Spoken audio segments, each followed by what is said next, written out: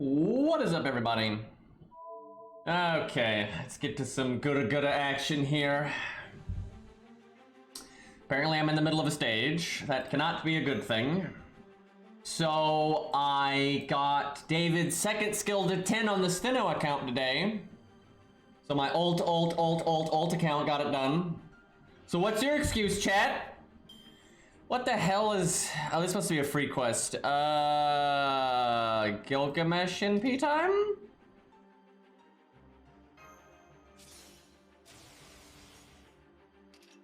I know there's some people in chat right now that don't have David's second skill at 10. You can't hide. Imagine Gilgamesh whipping out Aya for like a generic, you know, phantasmal beast or whatever the eyeball is in some books. Like, I don't know about that. Sadly, that is not a servant, so he did not kill it.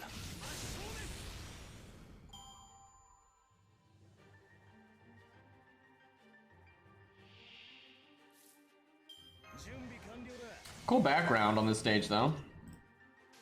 I don't know if Achilles can actually kill this. I probably should have saved these stars then. 171. Achilles is good, but I don't know if he's that good with no buffs. Mini Nobus are a Tiamat level threat. Might be true.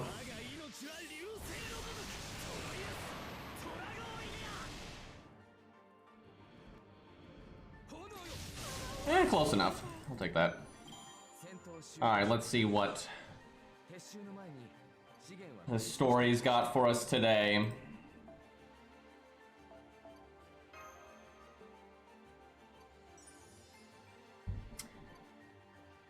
Alright.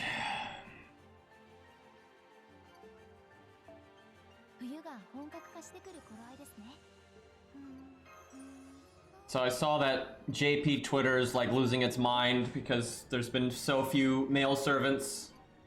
And this, I guess this event, it's not like they're just now mad about it. I think it's been kind of an obvious thing people have been annoyed about for a while. It's just this event like kind of set it off because they added 2 females and then they designed a bunch of males. They didn't make any of them playable, so that got everybody mad. But I'm like, it's old news, man.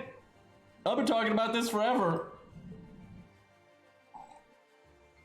I really do stand by this. Everyone keeps defending it or saying that the reason it's happening is because of money. I don't think that's the case. I don't think anything suggests that the reason we have so many female characters is money. Because someone just got banned. I'll trust the judgment. what happened there? I didn't even see it. Someone just got banned anyway. But nothing suggests that it's money. I mean, some of the best-selling servants ever are males, and some of them aren't even like meta. I mean, Ivan is one of the better selling characters ever, which is crazy, but I mean, he's up there. He's not, obviously he's not Jolter or Oberon level, but you know, he's really high. You know, there's a lot of male characters that have done insanely well. Oh, it's a bot selling fault. Yeah. We normally don't get those, but when you have lower viewer count, you get those more often. But yeah, I mean, male characters generally sell very well. I think the reason we don't get them is just the artists. I straight up, because I've seen this before. I've seen this with other companies, other games, even from other countries like Korea and stuff. Sometimes the artists just have something they favor doing one way or the other. And when most of the artists are that way, over time, it just gets more and more slanted that way. And I really think that's the deal. I really do. Because yeah, it doesn't make any sense from a business standpoint. And I think some of it might have been like an accident. Like, I'm not sure they ever had a meeting and were like, okay guys, we're gonna just like pump out the waifus now. I don't think so. And if you look at like the sales over the last 2 years, not only have the men done well, but a lot of the females have done really badly. Like really badly. And sure, some have done great, like Morgan sold amazingly well, and you know, plenty of other ones did, but they've had a lot of like, you know, just quick cash grabby waifus that didn't do well. Like who was, I guess Galatea is one, but the one before her, I forgot which character that was, but they did really badly. Her and Galatea did really, really bad. And Karen, yeah, well, that one probably wasn't a flavor of the month one, to be honest. I don't know what happened there, but this rate up, right? No one is going to remember this fucking character in 6 months other than the few people that really like the character, right? And there she is like, no, she's gonna get like no characterization and so on and so forth, right? Just like so many of the characters we've added, it's not great. Yeah, Karen actually did super badly. Yeah, the Gundam is better, I agree. But I don't know, hopefully this will kind of get them to be like, oh yeah, we really should make some. But you know what I'm like? Everyone's talking about the lack of male characters, which, you know, I've been aware of that for years. And Alabear7, thank you for the sub. And excuse me, I missed, we'll just go with Cinnamon Bunnies. But thank you for the 4 months as well. Yeah, 10 months from Alabear, thank you guys. But what gets me is it's been 2 years. Anybody know what it's been 2 years from? Anybody in chat got an idea where I'm going with this? We've had an absence of something for 2 years. Yeah, 3 stars. You know what? Seriously, everyone's talking about male characters, and I'm just like, 3 stars, mod check? Like, hello? And like, here's the thing. And this happens a lot when like companies get a little too big for their britches, or they kind of, you know, take their player base for granted. There's certain things for a video game you have to do to maintain the happiness of the community beyond just doing things to make money. Like, games have to do that. And sometimes they get so successful they kind of forget. And I feel like that's kind of why we have some of these problems where they're not updating the UI very much. They're not making 1 to 3 stars like fucking at all anymore. The welfares have really phoned in animations. You know, it's just, you know, they're just constantly doing stuff to make money, like the coin system, you know, incentivizing rolling beyond NP5, making the high rarity stuff fancier, and just keep doing stuff like that, potentially adding PvP, which gives a huge incentive to whaling. You know, they're just focusing on the money side of things right now, because I think the player base has kind of just let them get away with it, right? They've kind of just been complacent. So like, oh yeah, well, you know, we might as well just not make 3 stars and make high stars that we can make a lot of money off of, or we might as well make the 3 stars limited or whatever. So if they don't get any pushback, they're not gonna do anything, right? So I'm hoping this will actually get them to shape up a bit. You gotta keep devs in check, and the devs have to keep the player base in check too, because the player base can get out of control too. You know, it's a checks and balance thing. Okay. I have not done this boss, but I saw it for like 5 seconds on Cairo stream, so I know it's got multiple health bars, so unless this is trash before it, but so this should actually be something worth a damn. As such, we're gonna try Protoku first and regret everything. Yeah, no, it really is crazy that we're about to hit 2 years and we haven't had a new 3-star. Which is my favorite rarity, by the way. Now, Nobukatsu doesn't count at all because, one, and Stinky, thank you for the gifted sub. 7 of them in total now. I appreciate it. But Nobukatsu doesn't count for a few reasons. One, he is not just a new unit that you can get from FP Summon, right? You have to get him during the event specifically. So if you start playing later, you're gonna miss all that. That's a face right there. And also, he's only for Nobu. Like, really. I mean, he's okay without Nobu, but because Qingong is so good, you're really never gonna use him unless you're using Nobu, and Nobu is not a low star, so it's not really anything for the player base. And also, Nobukatsu was a long time ago too.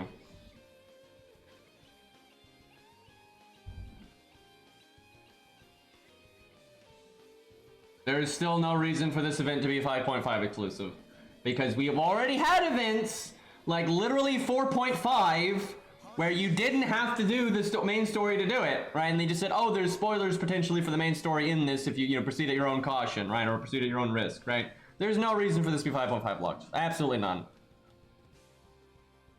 He's angry. Why? Seriously, why couldn't this guy be a new 3-star? Or even a 4-star? Like, why not? Like, literally, why not? You could make this guy a new 3-star. You could make Pink Hair Boy a new 4-star, and you could make Ryoma a 5-star. Alright, there we go. That'd be a nice bone to the player base. It wouldn't make me super happy because they're all weebs, but you know, at least they're cool weebs. But still. But no, we get a random waifu that no one's gonna remember in 6 months.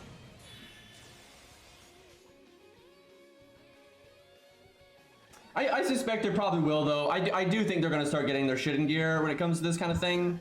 Because it's happened before. There's been periods in the past where they went incredibly long periods of time without adding any males, and then people got mad, and they're like, oh shit, and then a few months down the line, because you know it takes a while to make the characters, they brought out a bunch of male characters again. So they just have to get like reminded of it every once in a while, because again, I don't think it's money. I don't think it's money. I think a lot of the artists just like making them waifus, and so does Type Moon. And so they just get kind of wrapped up in making waifus, and they just completely forget about, oh yeah, we could like make, you know, male characters too.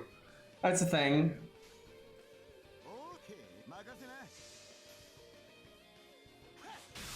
Dude, even, I'm telling you, even female artists do it a lot. I've seen many projects from like Korea and Japan where like female artists or, you know, just designers and stuff, they do the same thing sometimes. It just happens.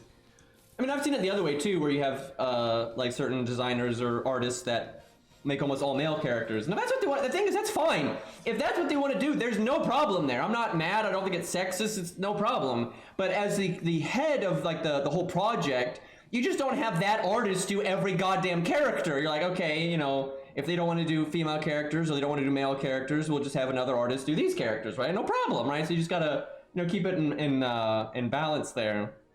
All right, let's see what this boss can do. He's got some kind of effect when he attacks.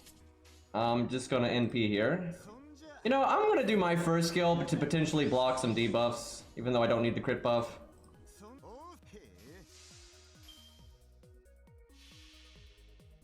Also, though, really, where is Agravain? They said years ago they were planning on adding him. Like, so many years ago. And they've had pretty decent opportunities. Between Lost Belt 6 and the movie releases, it's like, if you really wanted to do it, I feel like you could have done it. Oh. That's always the worst gimmick. Looks like he's got the same stuff as before, where he tried to do Stargin down and that giant defense down, but we guarded it.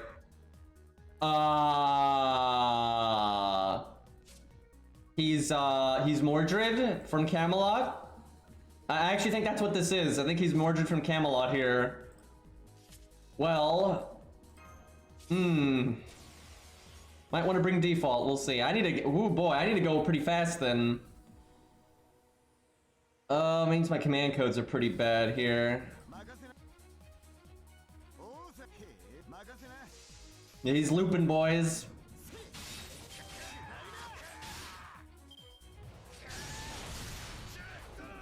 Oh my god, that means he applies the defense down every turn. That's actually pretty bad. Got some actual content here. Do I try to phase tank one turn?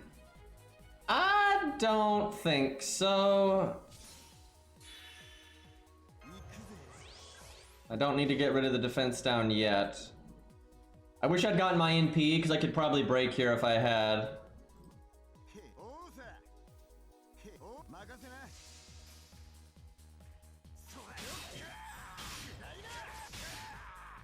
Why is Twitch telling me I missed the hype train? Better luck next time. Excuse me, this is my stream. Like, what? I missed my own hype, apparently. Okay, we might die here. Uh-oh.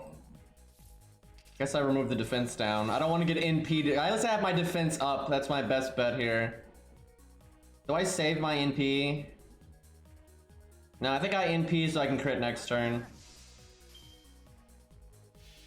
Donate to your own train next time, nerd. Yep.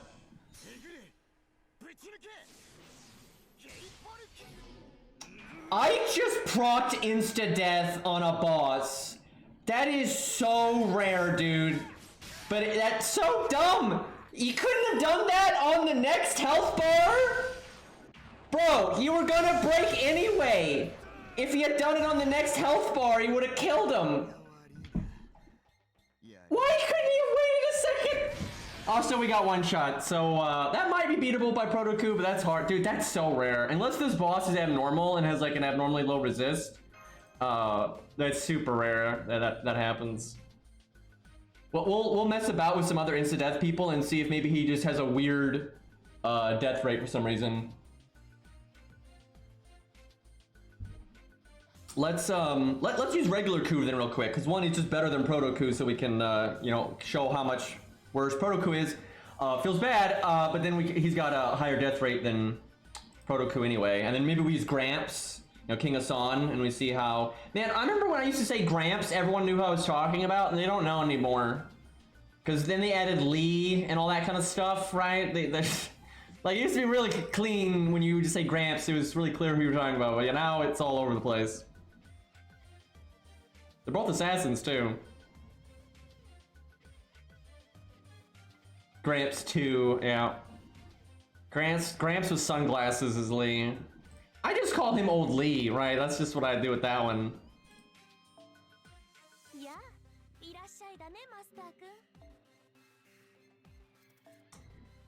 Ku is so good that he probably doesn't need to change his command codes to tailor to the fight. Although, I don't... Anti-Dragon is pretty pointless here.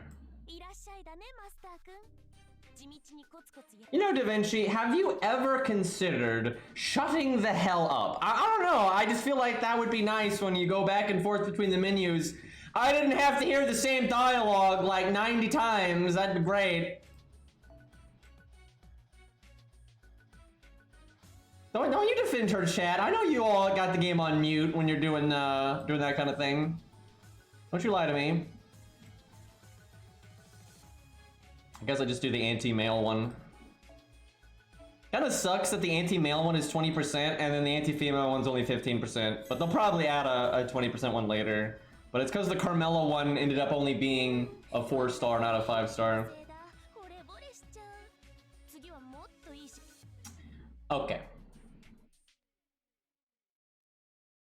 I honestly don't know whose idea it was to have her do dialogue every time. And hey Finn, what's up?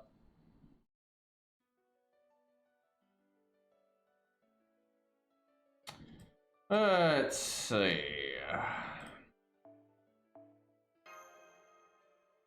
Got that Soul Worker music, but thank you for the 29 months, excuse me, I can count.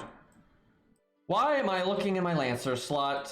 There we go, there's the boy.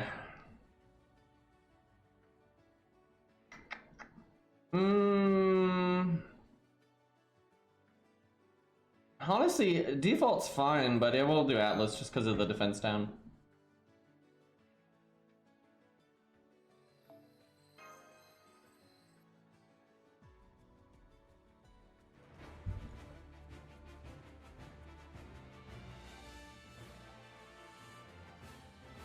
Do you really have to watch that every time? Like, feels unnecessary to me. Maybe he'll be playable down the line. I do think the Ryoma is definitely going to be playable down the line, and potentially soon. Definitely. That one's no question. There's no world where they put in that much effort to the character and they don't make him playable. And then the pink hair guy, I think he'll probably be playable down the road too, actually. This guy is... Like Ryoma and the pink hair guy, I think is incredibly likely they're getting added. I mean, Ryoma's basically guaranteed, and the pink hair guy, I think within like, you know, a year or so, we're probably going to see him in there somewhere. This guy, I'm not going to be like, if he got added, I wouldn't be like, whoa, where did that come from? But if he never got added, I wouldn't be surprised either. I just wouldn't. It's just like a lot of the other GUDAGUDA characters have never been added, so he could just be another one of those. And it sucks. It really sucks. He's kind of a unique... They really don't, like, unless I'm forgetting something, they don't have, like, a weeb character that's really brutish and, you know, like this. I mean, the closest, I guess, would be Mori, but he's not exactly your classical weeb there. But this is, like, you know, brute weeb. You really don't see that a lot. So he's definitely, you know, different. He's, like, a different take on the Manslayer compared to Izo. You know, this guy's way more brutal and crazy. So, yeah, it'd be nice to have that added, because it's just different. I don't know if I'd grail him or not. I'd have to see more of his character and his gameplay. Then I'd have to like see what his rarity is. You know, I got a lot to grail on my plate right now, but this guy is pretty cool. Like, I'm normally not crazy about the weebs, but he's pretty good. Honestly, some of my favorite JP or Japanese servants that are canonically servants are not playable. There's quite a few like that.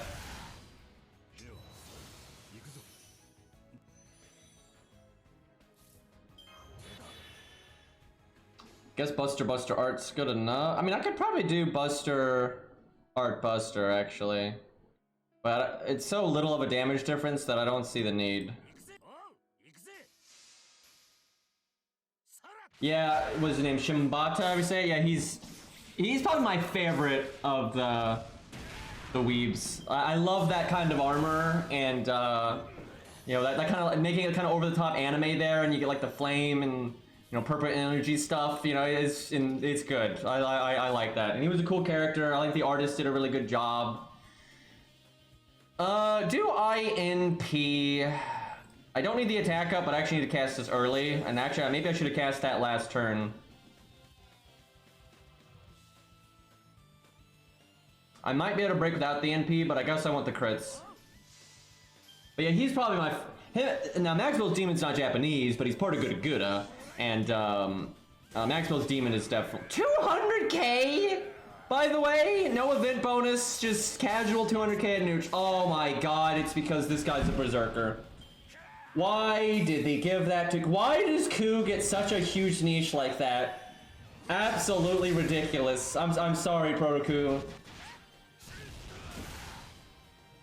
Hey, maybe this boss will still give us trouble though. We'll see. He's over here spamming.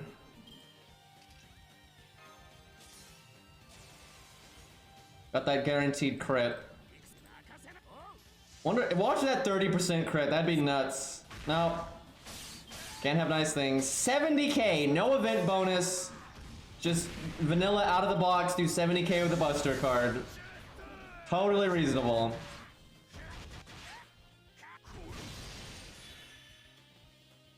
I would like to try to face tank right here. I wish I had my defense up for my second skill, because without it... Like, I can just Atlas. I should have paid attention to what happened when we broke his bar before. Like, if there were gimmicks, because that could actually matter in what I want to do here. But I wasn't paying attention. The only way we break here is if I crit, I think. It'll be close. Well, actually, our extra attack might do it anyway. Oh, well, we crit. Now we're just bullying. Alright, what does he do here? He gets attack down, it looks like. Doesn't really matter. It has attack down, hits for that much anyway. I actually shouldn't have cast that because I'm gonna get my guts back. And then the lower my health, more damage I do. Well, unless this guy has Pierce and Vulnerability or something like that, we have won.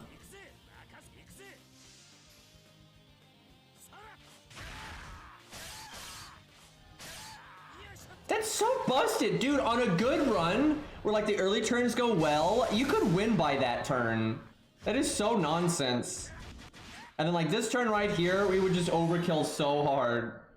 like, can you hold on? I was gonna just leave the stage, but I'll reset the app here so we can see the numbers because I'm kind of low on health. I'd be more if I didn't cast this. But let's see the NP damage here. Again, no event bonus, there's nothing special here. You know, the boss doesn't have a special defense down, none of that. This is just pure, out-of-the-box nonsense. Yeah, that's reasonable. That's reasonable. We're bullying cool servants. I bet you he dies there, like die. Instead of retreating, we'll see.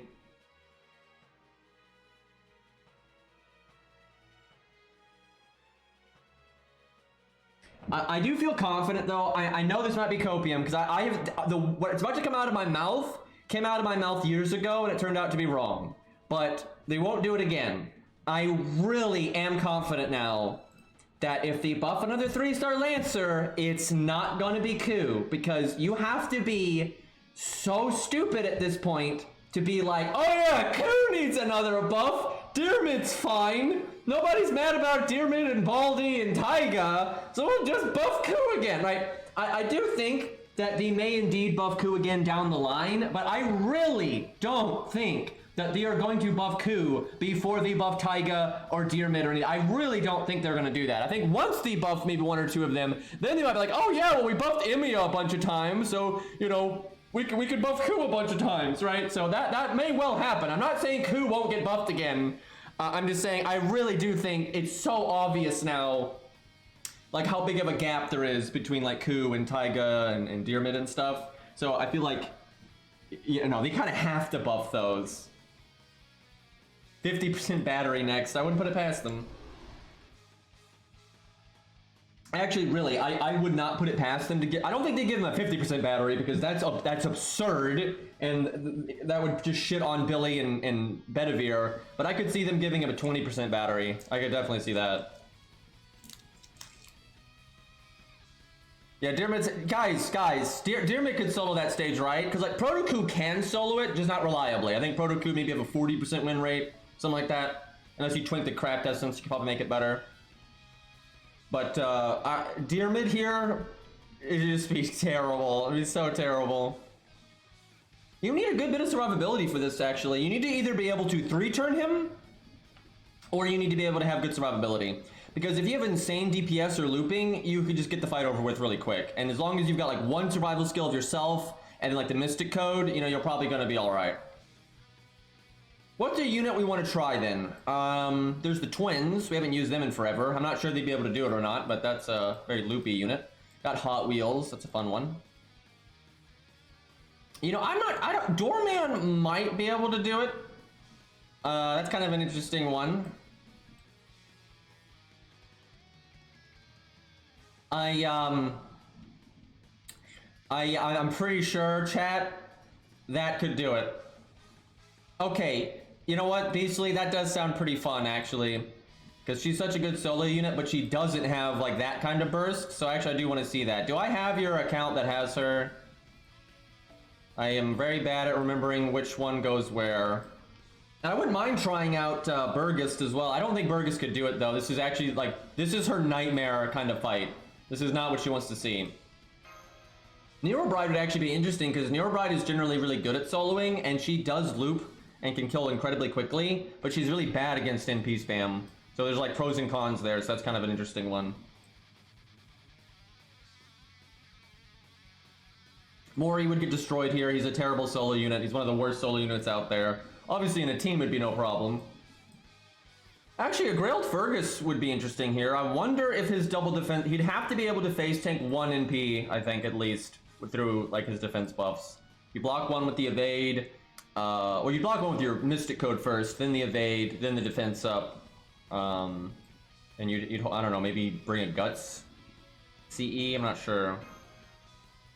Yeah, Airy with the 120 Dantes. Wouldn't mind trying out, not Virgil. There's a Neurobride. Gwaine would be kind of... I don't think Gwaine would work, but he's definitely got a lot of burst damage for this. That's kind of... I might give that a go. Let's see if we can get Beastly real quick. There we go. Yeah, I'll give Gwaine a go just for kicks, but I'm skeptical.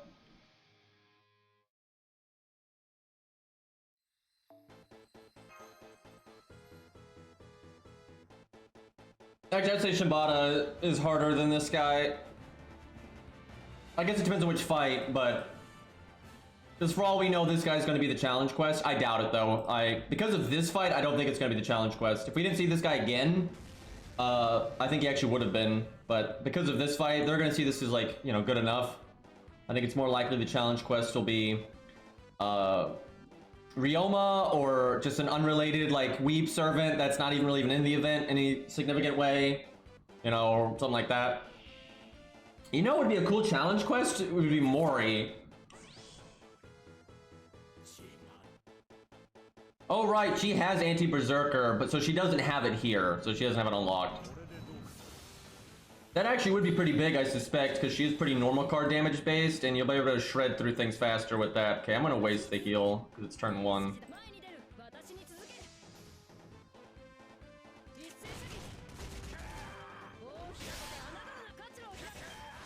I don't think the challenge quest will be Nobu, because she's been the challenge quest several times. But it could be Okita, it could be almost anything GUDAGUDA related. I mean, hell, it could be Medusa. But it could be Ryoma, but I kind of doubt it as well. But I don't know, maybe there's a super hard fight with this guy like there was in GUDA Final, so...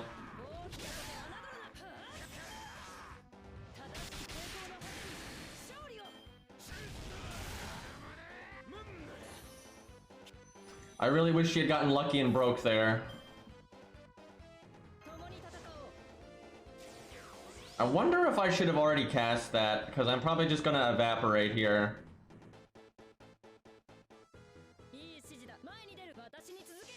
That might have been a mistake. I don't know, maybe I should use my invulnerability first and have it come back. Like, cast Guts early, cast invulnerability on the first NP, then Guts is there for the second one. With a cooldown reduction, you might be able to get the Guts again, if you cast it early enough. Yeah, I think that's the way we're gonna have to play it. I don't see her being able to phase tank that. I'll have to try this again.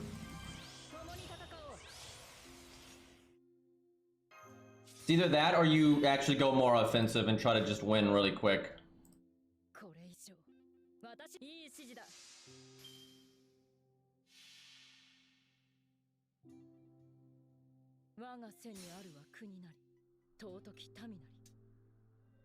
So I want to see our damage here, and if we had had the anti-berserker, well, I don't know, if we had the anti-berserker, we would have actually broke that first health bar a turn sooner, so we'd already done another turn of damage here. So basically, with the anti-berserker, we would have gotten that to, I don't know, maybe 100k, and then the turn before that. So I don't think we would have broken there, but we probably would break this turn if we had had it.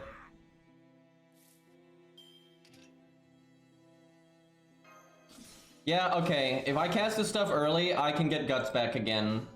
And then I can get invulnerability back again. I think she can do it. You just have to take a little bit of, like, an alternate route that you would, compared to what you would normally do.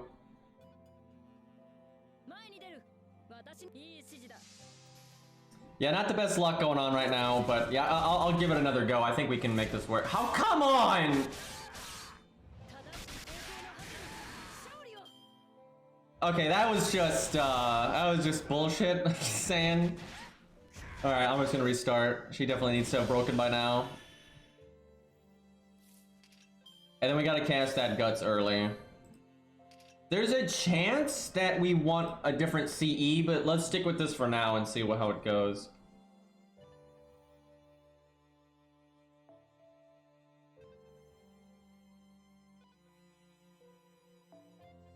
I wonder if Sitting Master could face tank an NP with all of his attack downs. Probably, actually. You synced it up right. I can speak, I got it. Yeah, when you have worse luck than Ku, you know something has gone very wrong. I am not surprised Fujino can do that, between her attack down and the damage cut. I suspect, though, even with that, she probably still gets fucked up by it, so you can't face tank that many. I'm guessing it's like you face tank one, and then Guts the next turn. And then you got Mysticode in there, and with that lets you try to get Guts again. I bet you this is actually a little bit harder, Fujino. Like, you have a little bit of fancy footwork to make it work. But I figure once you play it right, she can just do it. I wonder, do I just Guts right now? Let me make sure I haven't fucked up on how long her Guts lasts.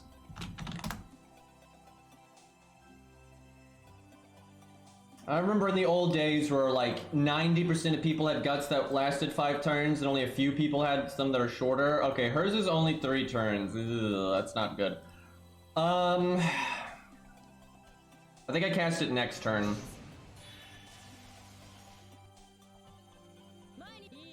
I should have done Buster Art Buster. There's no way I'm not getting my NP, and then damage matters here.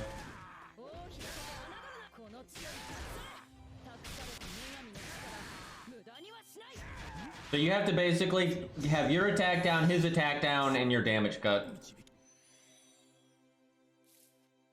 Okay, that's lucky. I got NP here, actually.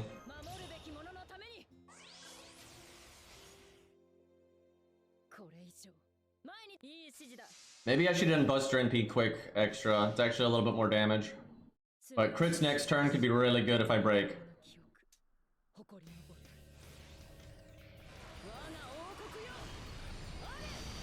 I gotta decide. This boss fight's worthy of a video, so I gotta decide who I want to use for it. I'd use Ku if I hadn't already made a video with him earlier, so I feel like I should give it to somebody else. I'd like it to be someone I haven't made a video for in a while, but I don't think that many units are actually going to be able to solo this. I mean, I think a decent amount will, but this guy can kill you pretty damn quick.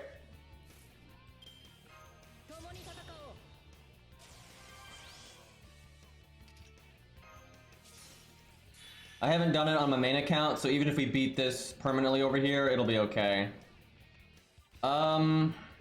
What's the... I think I want to try to get my NP from him attacking me.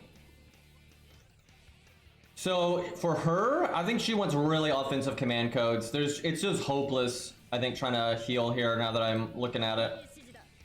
I'll remember that too when I do it with some other characters.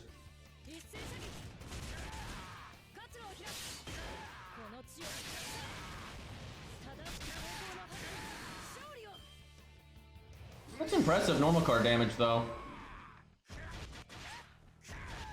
Damn it, 97. I tried. That might be the game, but we'll see. We might have enough value. I can probably break here, at least. But the thing is, if I had gotten my NP, I could have made a lot of stars for next turn, and... yeah, we still make an okay amount of stars. That's not too bad. Here comes the big stuff. So that attack down they give him is pretty minor than all things considered. I think they did it just because at that point it is possible to face tank. Because like if she had a little bit more on the defensive side, like a strong defense up or whatever, depending on her toolkit, you could face tank that. Oh crap, we're still gonna be one turn off. Damn. Like off from getting our skills back. Because if she gets her skills back, then she wins hard. Like it's not even close. I think I need to have Guts go off before Invulnerability, actually. I only need to loop one of them. So I need to cast Guts, have it go off on the third turn, I think, then do Invulnerability. Am I crazy? Alright, well, I think we win anyway, though. I think she's got enough oomph here. This last health bar is not too big. And even if we don't kill here, we're still safe, and the next turn we'll finish him off. So she could actually do better. I think if I played a little bit better... because look, I don't even need Atlas. We're winning before the cooldowns come back up. So that means Atlas did nothing. I could have brought default and had an extra attack up and gone through something quicker. So we did not min-max this. This is not like the best setup for her. Also, her command codes can be all offensive because the defensive stuff doesn't matter. And she could have her anti-Berserker thing. So actually pretty impressive performance, I would say, because there's a lot of room for improvement here. From just like, you know, not being set up right, me making mistakes and so on. So that's pretty damn good. It nullifies the attack up he has. Interesting. Alright, let's see. Who else do we want to get? I'm kind of impressed, though, that she did that. Canis would be a fun one, because she definitely does not have the survivability to go a long time, but she's got the damage to kill him pretty quick. So that's a fun one. Gwaine, we'll definitely do Gwaine. I wouldn't mind trying Nero Bride. I don't like Nero at all, but this really is an interesting fight for her because there's some real, like, pros and cons. Yeah, not Virgil. All right, I'll go ahead and set up Gwaine because I've got him on this account, so it's easy to do. Da Vinci plays. Oh, how do you want to play Gwaine on this one? Let me think. Definitely bursty. Gonna bring Anniversary Blonde for sure. I might put one Star Bomb on a Buster card. Alright, so I think no matter what, I'm at least bringing this one.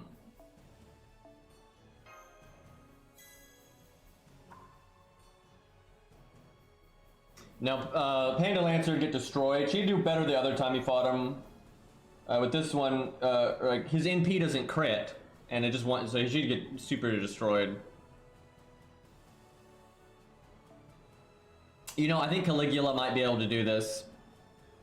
It need to be a Grailed Caligula. You need to get a lucky at the start. But the reason I think Caligula can do this is because you can NP seal him, and then you could probably phase tank one turn with your large defense up. And then one turn from like your Mystic Code, like Guts, and then he's probably dead. Like, you need to get lucky. You need to land the attack buff. You need to land the defense buff. You need to get like a good crit or two on the right health bars. Like, it'd be hard. It would not be easy with Caligula. It'd be pretty random. And he'd have to be like, you know, a super grailed, upgraded one. But I actually think Caligula could potentially do this. Depends. He might not be able to face tank a turn, even if he's NP sealed, just because the boss might hit too hard. But I don't know, at 100, it's got that giant defense buff. I think we do at least one star bomb, and then maybe that's it.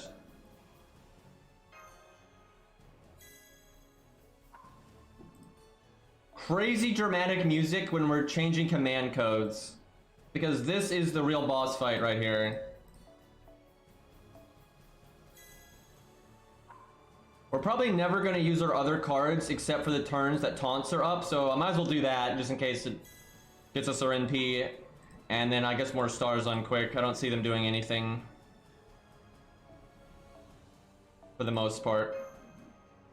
This boss has about 700k. 700k, yeah, I think. But it's spread over 3 health bars, so in practicality, you know, it's a little wonky.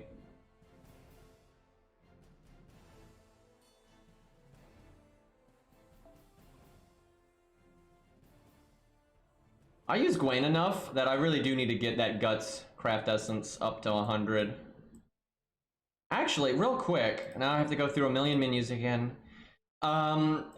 I got that one CE bomb I made when I was rolling all that FP. I made a couple of CE bombs, but I gave them, I think, to something else. But I might go ahead and give at least one to the Guts CE. Where the hell is it? Have I not leveled it already? I know it's not 100, but surely it's like decently high. Oh, I bet you some weird, oh my god, some bullshit smart sword is on. I don't know what it is, but yeah, there's some bullshit smart sword on right now. Fuck. I think that's better? Okay, Jesus. Okay, at 65, let's see if we can, boost that a bit.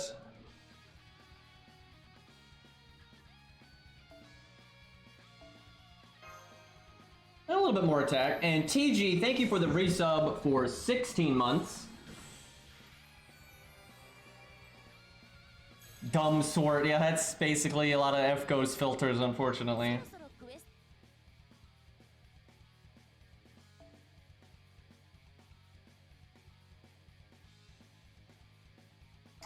I accidentally scrolled up at the last second there.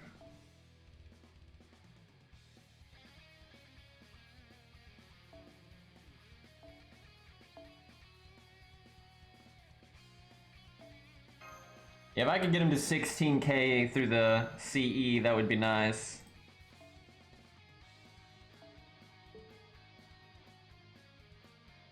So we've got a few turns of guaranteed survival. The issue is that's just a lot of health to get through for Gwaine.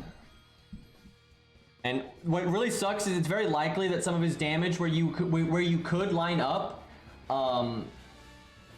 Oh, thank you for. I guess it's basically a resub from too tall. I think I say that. I appreciate that. What was I saying? Oh, it's likely that like a turn where you could line up a lot of crit stars and stuff, do really big damage while your buffs are still there. It'll be when like one of the health bars has like 50k left and you just overkill it like crazy, and then that damage is lost because you can't save it for the next turn.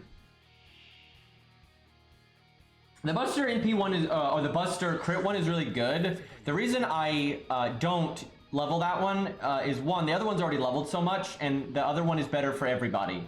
Where that one is only good for Buster people, and you have to crit a lot for it to be good. Because every time you don't crit, it's, you know, it's not doing anything. Now that's true for this one too, but, you know, this one again is already leveled up. So it's like, I wouldn't, if you could like snap your fingers and make that one 100, it's nice. But it's really impractical, because a lot of times Golden Sumo is going to be better, or what have you. And if you just have to have guts, then they might not be a Buster unit, or they might not crit a lot. And it's just, you know, it's good to level something. You want to level at least one gut CE, right? But if I'm only going to level one of them really high, I'd rather it be a universal one and not one just for Buster units. Now, it's a little tempting on this account just because I use Gwaine a lot, but It doesn't seem practical. Bad opening hand, which is not good because Gwen's gonna really be pushing it on damage numbers here. Yeah, in any world where Gwen wins this, I think you need these first two hands to be good. And he didn't even make stars there. Okay, that's already GG. There's just no way. Like, you can't be sitting there, like, waiting around to get to that first health bar. Although, his first health bar doesn't spam NP, so you might as well now that I think about it, although it's not a good thing, that actually wasn't as bad as I was thinking, because if you don't get one shot, like, it doesn't matter if I go to the second health bar with, like, 99% health or 5% health. It makes no difference as long as Guts hasn't gone off. Because the next, thing is an NP and it'll always take Guts, so... Yeah, actually that wasn't as bad as I was thinking. If anything, you need to then save a lot of your burst for after the first health bar. That's I think the way to go. And don't cast second and first skill unless you need it. That actually might be our key to making this work.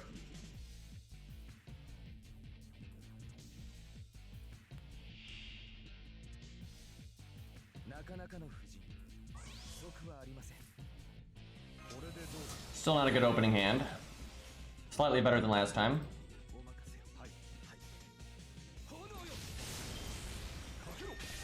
I tell you, chat, I'm tempted to 120 Gwen on this account. I don't like Gwen as much as I like Achilles and stuff like that, but I do like Gwen a lot. But his gameplay is just really fun. It's very simple, but it's surprising what Gwen can pull off sometimes with that much Ooga Booga. And I really am curious to see the amount of Ooga Booga that he could pull off at 120. And he's got several turns of guaranteed survival with the way Guts and stuff works. Yeah, it's kind of interesting. Like, if you stack all those things, the faux pas, a good command code, 120, a good CE, it's like, just how much normal card damage are you gonna do? And like that extra attack, right? Like, how much is that extra attack gonna do when it's got the extra attack boost passive, 3 of a kind bonus, and then the first card buster bonus, and then the double attack up, right? That's a lot in its favor. All right, I don't think okay, hold on. Are we gonna break here? I want to use my health while I've got it. If he does not one-shot me, there's actually no reason to break this health bar right now. Now, there's a chance that he one-shots me even without his NP, especially if he crits. And I don't have a crit down. I could Buster Chain. I think you Buster Chain that way. It's not the best, because what I could do is like do full Star Gen and then next turn do full Star Gen again and break there, and I'd be like going into the next health bar with the most stars. But just in case he actually does end up killing me, or proccing Guts right here. This still makes some stars, and I'll get my NP decently soon. Okay, well, we're definitely breaking. Okay, I probably should have worked in, like, the quick card or something. Yeah, okay, if we fail, I'll remember to do that turn a little bit differently, I think. I think I go ahead and use my third skill here. Because it gets me my NP. By the way, you might not see a window here, but the sun's out anyway. I think I save our star bomb. Do I though? I think we just have to get lucky and crit here without it, and then save it, the other buster up, and the star bomb for the last one.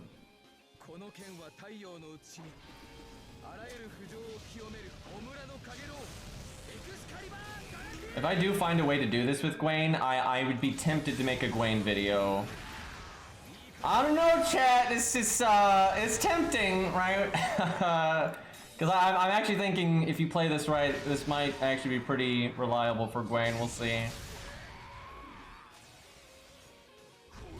I might be too much of an Ooga Booga video, but I do like making Gwen videos. I have a lot of Gwen videos already, though. This is a chance to make a video for like a character that I don't focus on a lot. I'm pretty sure the boss is dead, and even if it's not, it's dead. We have another Guts.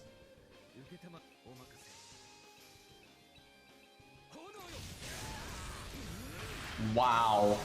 Look at 70k without critting. Look, just massive overkill, and then had another turn of survival. So actually, Gwen's win rate there, I think, is like 90 some odd %. Arthur, I can try Arthur, but that's just going to be depressing. He's just going to get annihilated because Gwen has some survival where Arthur has none. And then Gwen has superior burst damage if they're not giant. If the enemy was giant, then Arthur might be able to burst this down, but I don't see any world where Arthur does this. I can try it in a minute just cause, but I know the game well enough, I just don't see how he could ever do that. I don't know, maybe with Miracle RNG when you crit, when you have like a 10% crit chance and stuff like that. Because he does have the 3-turn buster up, which is nice, but AoE and P doesn't have like that much normal card damage. He doesn't have any survivability.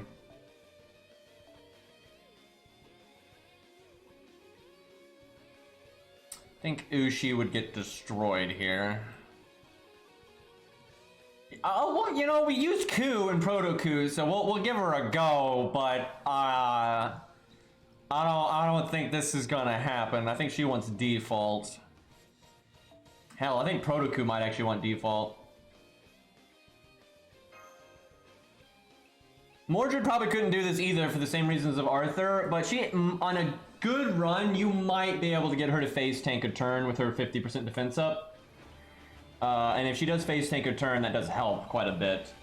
But like her first skill only lasts 1 turn, and that's a big problem. If it lasted 3 turns like Gwen's done, then I actually think Mordred might be able to do it. But because it doesn't, I don't think so.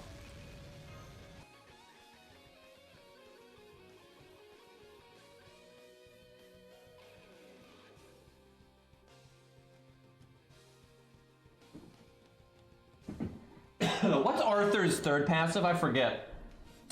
I feel like it's like Beast or Avenger or something like that, considering his lore.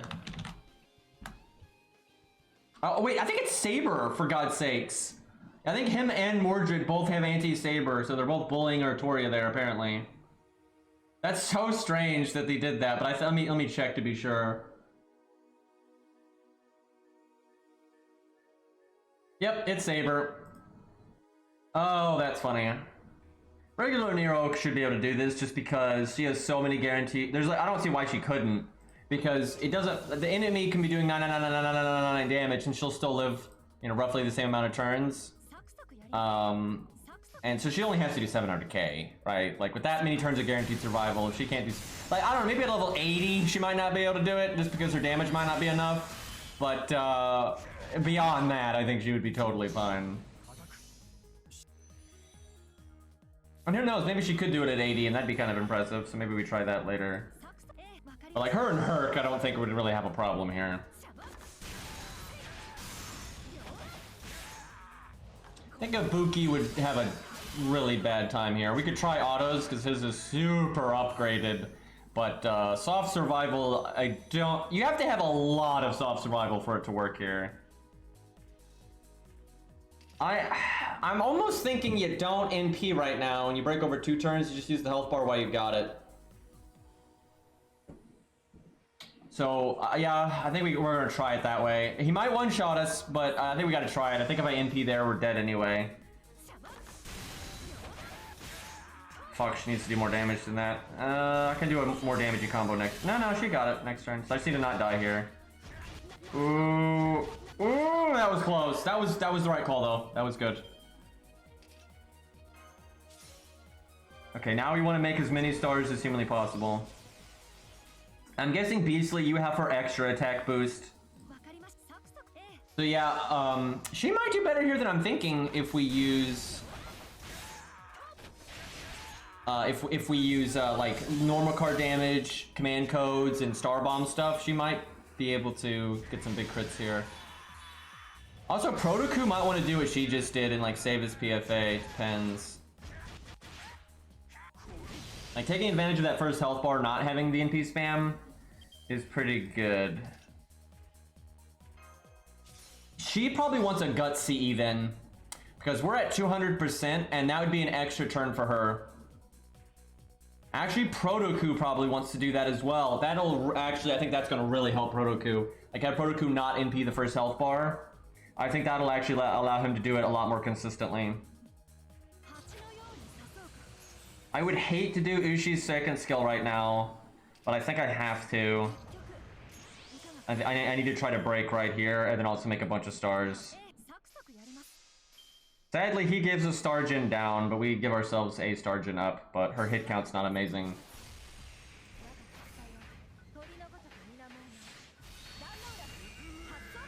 I don't think it's gonna be quite enough.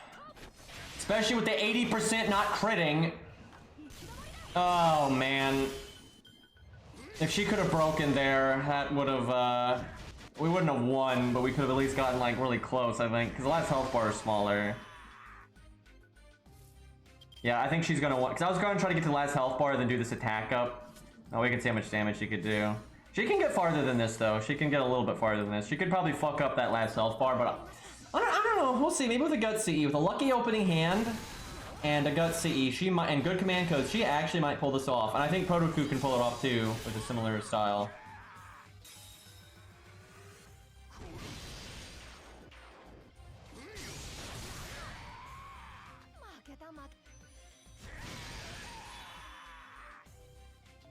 Yeah, let's just give Protoku a go, and then we'll probably give Ushi another go.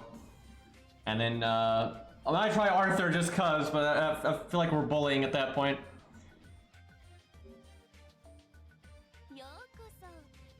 I don't know who to make the video for. I feel like I've made so many Gwen videos, I really should make it someone else. I don't know, we'll see.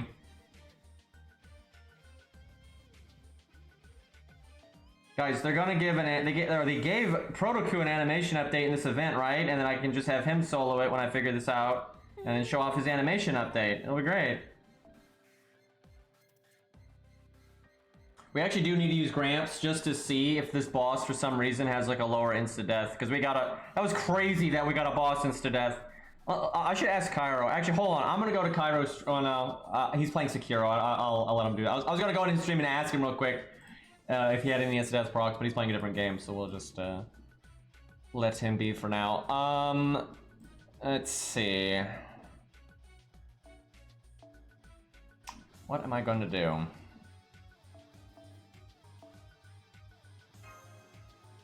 Can Cersei pig the boss? Because if she can, then she probably can do it. And if she can't pig the boss, then she probably can't. He had none, so I think we just got bullshit. I think this is just like any other major boss, and it has insane death resist. And you know, it just happens every once in a while.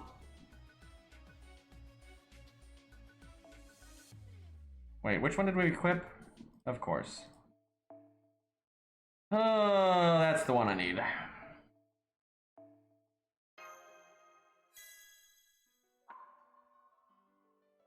Oh, we're looping.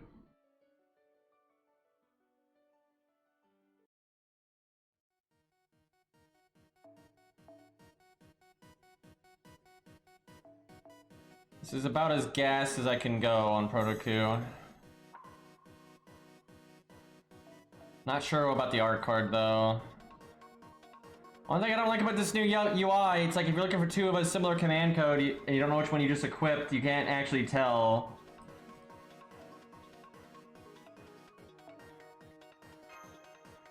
I almost want to go Star Bomb on art, but I'll do I don't know, maybe crit damage, just because I don't think we're gonna need.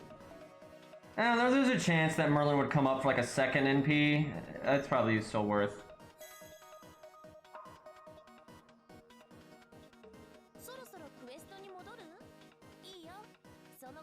Where is my Protoku on getting passives? He's not as upgraded as my regular coup, because my regular coup was Bond 14 when this system dropped, where my Protoku is just like Bond 10, and I think maybe 11, or at least on his way to 11. Wow, he's only got 95? Jeez. Yeah, let me see, what is his Bond? Yeah, he's just Bond 10. Wrong button.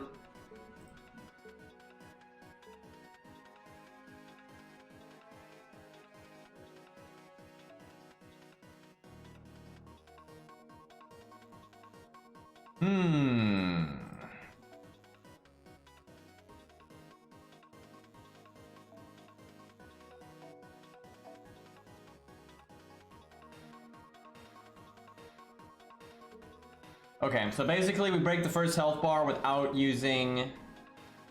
Man, I don't know if we do Atlas for him with the way this fight is. I don't know. I'll try it real quick, but there's a good chance it won't actually help. So if that's the case, you do Anniversary Blonde or Default. Anniversary Blonde can actually be kind of good on Protoku. I remember that guy that reset, I think it was Bull of Heaven, just over and over and over again to get insta-death on it. And then there was that guy that got David's insta-kill to proc on Ibaraki raid from his Blonde CE. And I've had a few like major boss fights from time to time that I've gotten insta-death on just over the years. Not that many though, it's pretty rare.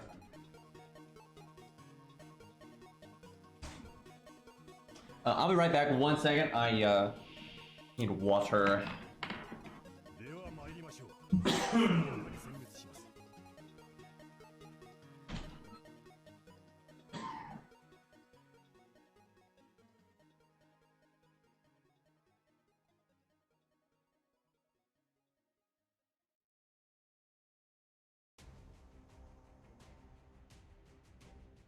I remember years ago, I was watching a random streamer, I think it was on NA, and it was the Da Vinci counterfeit boss with Brunhilde. And I think he was using Coup, and he was going to lose, but then he procced insta-death and just killed the boss. He was like, oh, well. I don't know if we... I seriously think we might not PFA, but I think we cast it and see if it comes back. Like, we might just stall a little bit at the start here.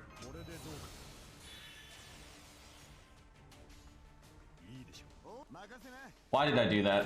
NP is pretty low on the totem pole right now. This music does not give me confidence. Okay, I like that.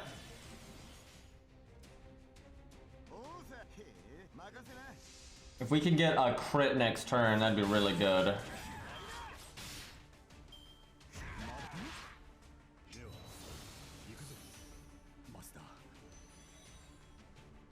Yep, I don't think you cast PFA on turn 1.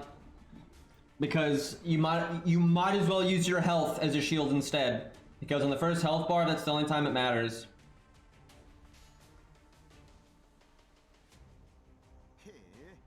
I don't want to break here, that's why I didn't cast the crit skill.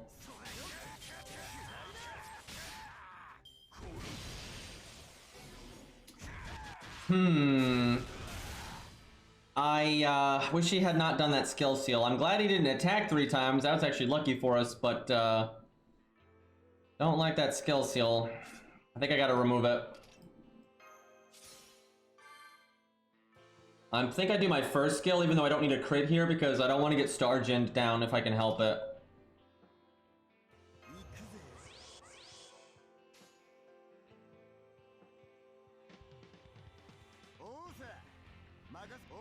So I need a break here and I need to make as many stars as possible. I wish I had Protoku's extra attack damage up.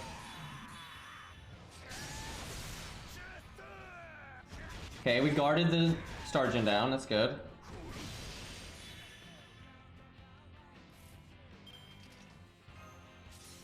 Using that first health bar though is a big value shift. Makes a really big difference. I think I use my third skill to shuffle. Try to get those quick cards, crit chances. Barely better, but I'll take it. Okay, Atlas looks pretty pointless here because I would have gotten my PFA back here anyway, and Atlas won't get it like back again, I don't think. Even with the guts, I think it'll be off by a turn.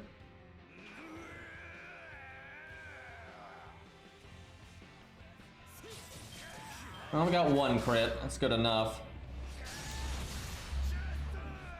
Okay, there's the star gem down, unfortunately.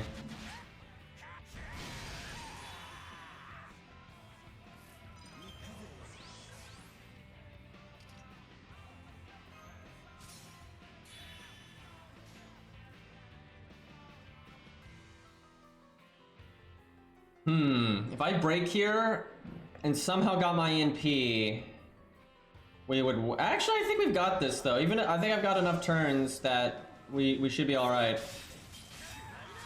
Fuck. I think we're still okay, but that sucked.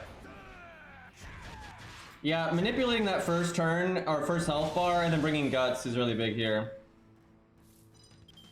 But Atlas is wrong. Atlas didn't do a damn thing. Default or Anniversary Blonde is better. Probably Anniversary Blonde, but just because of the stars, but I don't know.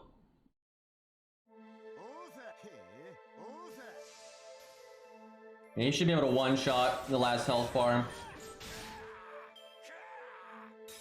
That shows how big of a value shift this is, though, because he's winning pretty decisively here, and our Mystico didn't do anything. So, well, it did remove the skill seal, actually.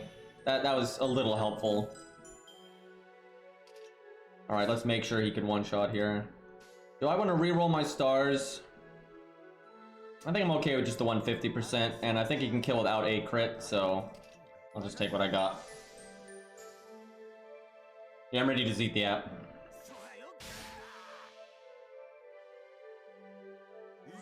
Sadly, I do not believe this guy is a beast. He's so behind Ku on NP damage, by the way. Oh god, I think we're okay, but even if we didn't crit, I think the extra attack would have had him. Especially if we had gotten our extra attack boosting skill passive. And you could definitely make up for that value with just bringing a better Mystico. I don't know, maybe we give Protoku the video, even though his animation sucks. Jesus, thank you for the 200 bits. Pete, let's see. So once I asked you a question in, wait, what? To be fair, I didn't tell you a new player, so I assumed I was trolling by asking such an obvious question. I mean, I don't know what the question was. Yeah, I mean, you gotta give me some details here. I have literally no idea what you're talking about. Doesn't become a Green Knight doesn't become a lolly. I mean, I don't think they're gonna add Green Knight anyway. I literally have no idea what you're talking about, to be honest. Context is important.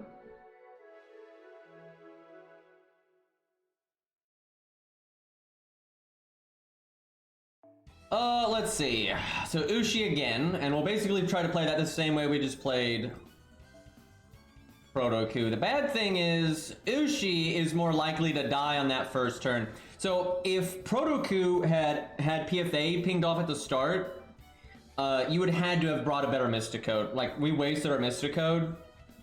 So if we could have been a turn behind on Protoku because of that, but you could make up for that with a better Mysticode. I don't think they actually would fuck up the Green Knight if they added him, because they've actually detailed him enough throughout other Fate works and Gwaine and everything that I actually don't think they'd fuck him up. Now, they might make him like, you know, space armor or something like that, but I don't think they'd do anything too egregious. But I just, at this point, it doesn't seem that likely that they'd add him. I mean, you never know. They added fucking Ricky Boy, so I mean, they could add anything really, but that doesn't mean it's even remotely likely. And legitimately, I think the Green Knight movie coming out actually lowers the odds of them adding it, at least soon.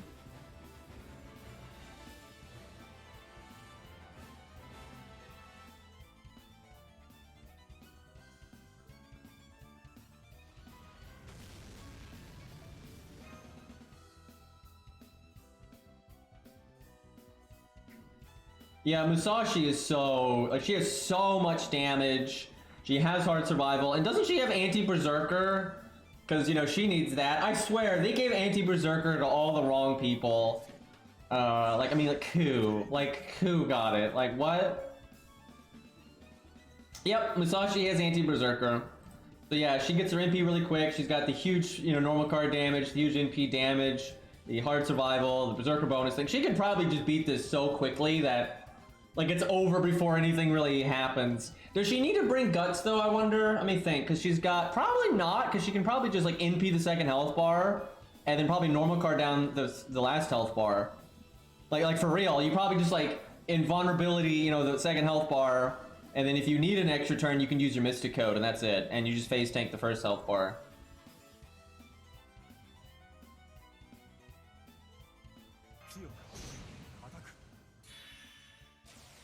VC Braun really did benefit from the passives because it allows him to bring like 500-year Obsession and NP turn 1, Poster Girl and NP turn 1, Black Grail and NP turn 1, like, and he doesn't need help from his support. It's very good.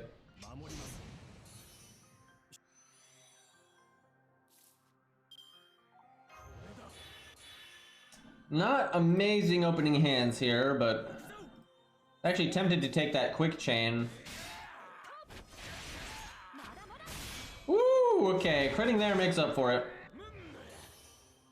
Alright, if we don't get one shot here, we have a chance. And if we get one shot here, then we're screwed.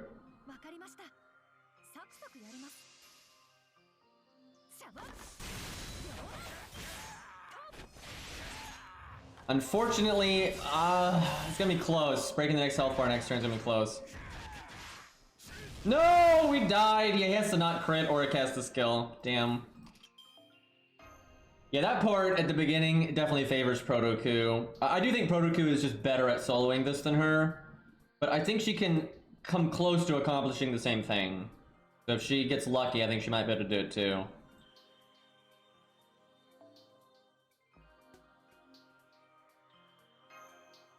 Yeah, her max health is still a little low for this.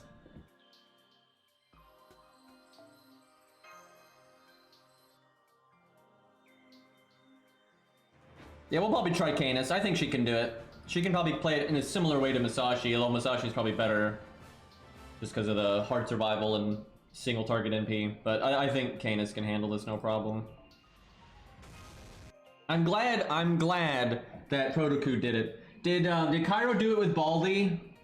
Because at least Baldi's NP blocks his NP, because you only need one hit. So maybe Baldi can do it. Because it's not that long of a fight, right? Even for Baldi. Yeah, I figure this is actually pretty good for him.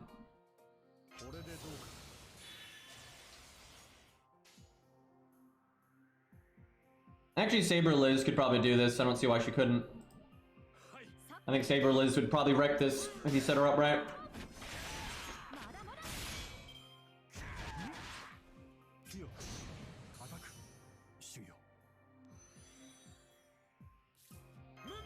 Luvia actually might fail simply because no hard survival, but if Lost is already done it, then. But I was gonna say on the positive side, she has so much burst, and then you do have like a Mystic Code, so for one turn.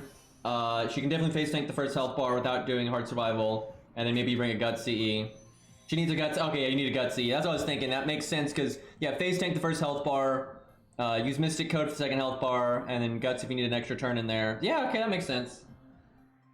Really, a Gut CE probably enables a lot of people to do this when I think about it. We're not looking good on damage here.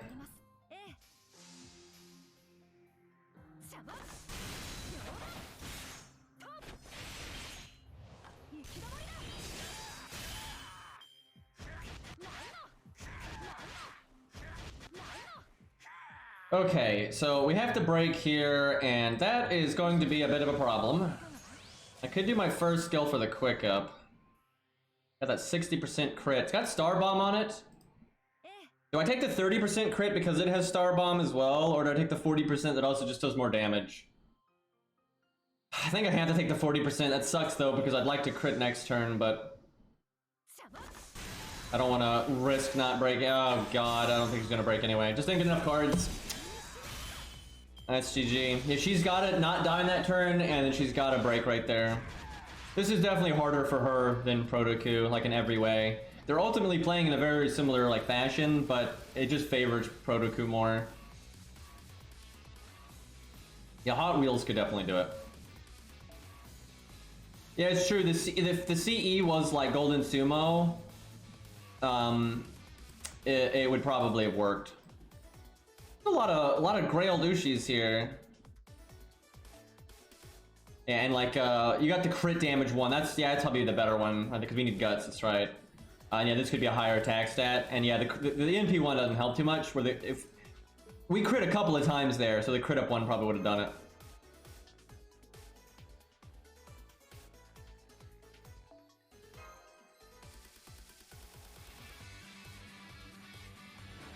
But yeah, I think Gut CE enables a lot of units to do this, where if you don't have it, some units can still absolutely do it, but you'd actually, I think you'd be surprised at how many units would just get decked in the schnoz here without a Gut CE if they don't have, you know, multiple survival or just absolutely insane damage. You'll just die on the last health bar.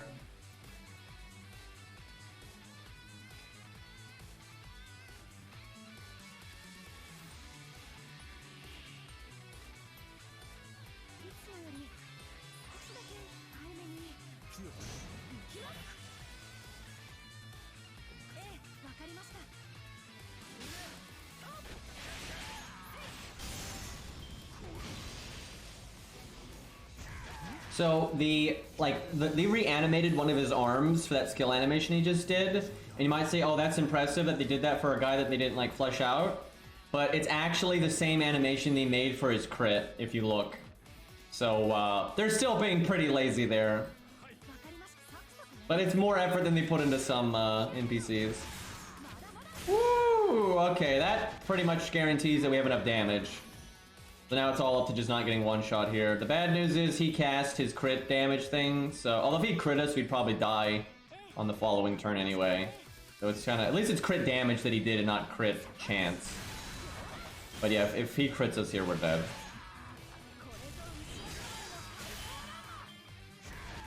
Actually, we still might be pushing it a little bit. Woo! My god.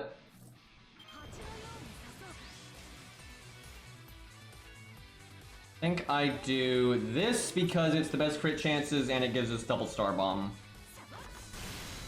Oh god, fucking crap, she's still short. Man, she's way behind Protoku here. Like, we've done this enough times that you can really see that our average damage just isn't enough. I really thought she had it that time because of that Buster crit earlier. But she definitely would have done that with the other CE. Like, absolutely. I think those last two attempts both she would have broken if she had the crit Gut CE instead. Or it was just leveled more, so it's not entirely her fault. But it is harder for her. Like, she really is having to push it a lot more to break there. We'll give her one more go, and then we'll do like Canis or something. I do think, though, it's possible for Ushi to do this. It's just when there's this much RNG, I don't particularly... I wouldn't make a video out of it.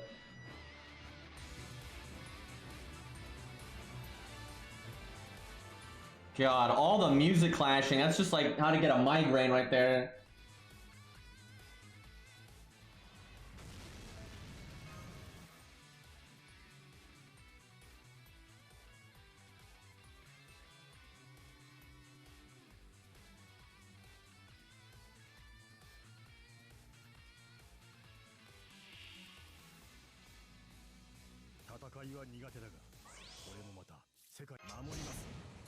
Alrighty.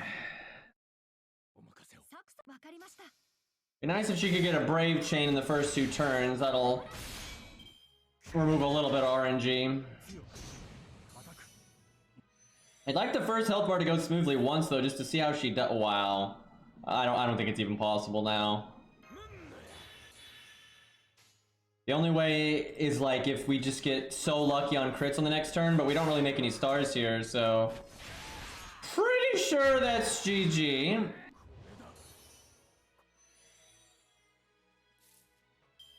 I might be able to get away with using my first skill next turn, and that might be enough oomph. Like, we might not lose value, because I can't cast it earlier because we'll lose value if we do.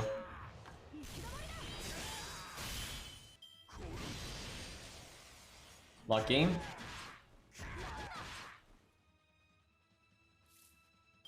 Yeah, I gotta at least try. It's just death no matter what. I gotta do something.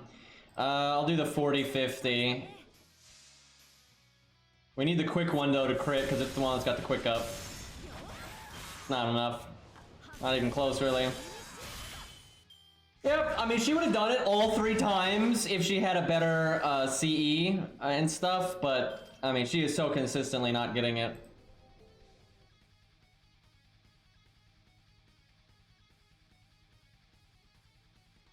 Yeah, I think Sitting Master can probably tank at least 1 NP. And as such, I think he could definitely do it. Because he's got the damage, you know, comparable to a lot of these people that we're using. And he's got a hard survival skill. And he can use guts like they do if he needs it. And he probably doesn't even need it. So yeah, he should be fine here. You might need to like use your head a little bit to make sure you sync up the attack downs appropriately. But yeah, I think he'd be fine. He's a really good unit. Like, he's really strong. Not only could he probably do it, but I suspect, like, a lot of the units that, like, beat it with flying colors, they actually would die next turn, though, right? Like, I suspect, like, even Luvia, even though she can beat it really fast, I suspect she would literally die in 1 turn. So if he had 1 more health bar, or that last health bar was bigger, she would be fucked. And I think that's actually true for a lot of units. Like, even Masashi, I suspect, is probably pretty close to that boat where she would just be dead next turn. But like Sitting Master, I doubt it. I bet you Sitting Master could beat it and have value left over. So if the boss had even more health or another health bar, he could still do it, which is pretty impressive. And I think Ku's like that too. Fujino wins with 1 HP left. Yeah, I think a lot of people that do this barely beat it. And well, think about Masashi is you'd have to see though, because if you gave her a gut CE, it might actually affect her negatively. Like, not everybody wants a gut CE. But like, I think Masashi's a bit ahead of some of these other people for sure. But I doubt Masashi beats this and is just swimming in value and is like, oh yeah, I could keep going for 8. No way, because Masashi's a very short-term unit. It's just what it is. And with this guy being able to one-shot you, most units are just not going to be going and going and going and going. Like, there's no way. I haven't tried the Wonder Twins yet, but we will. That's one worth trying for sure. Like, I think Sitting Master could keep going for a surprising amount of time. I think Ku could keep going for a good bit of time. Let's see. I wonder. I'd have to use some of them to see how they sync up. But like Kama and Gramps a lot of times can get go really far when it comes to soloing. But I'd have to actually see like how they're syncing up with like taking that much damage per turn. But it wouldn't shock me if they could go some extra, like an extra health bar or something. Alright, we finally got a Brave Chain, so that's good.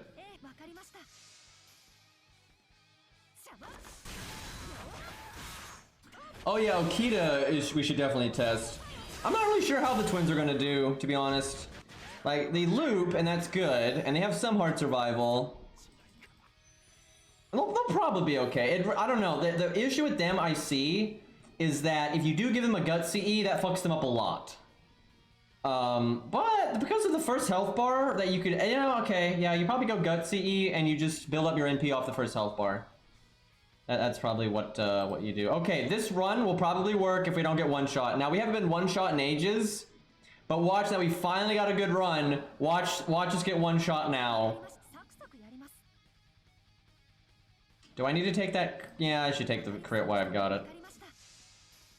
Yeah, I think Okita will be fine. I don't see why, when I think about the way Okita works, I don't see why she wouldn't be fine.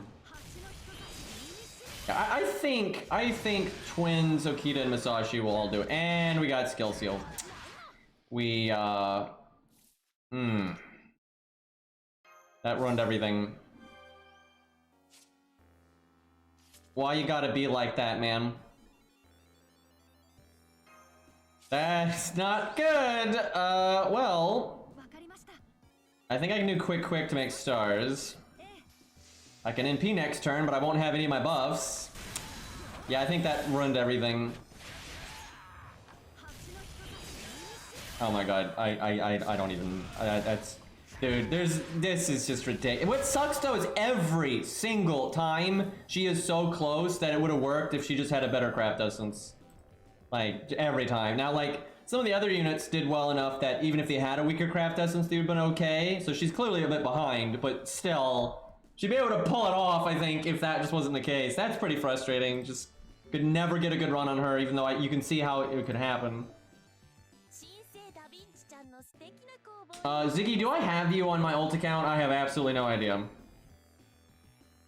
That is a really big horse bindo. What the hell?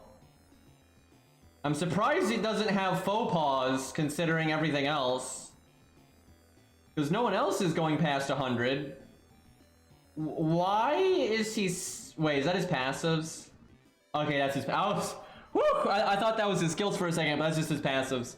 Yeah, I'm surprised he doesn't have faux pas because he's so upgraded. I think this is Legend's ult account, but still, I would expect him to have a few faux pas.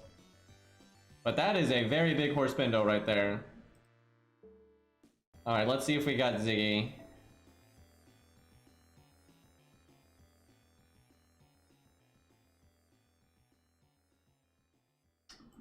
Oh, there you are.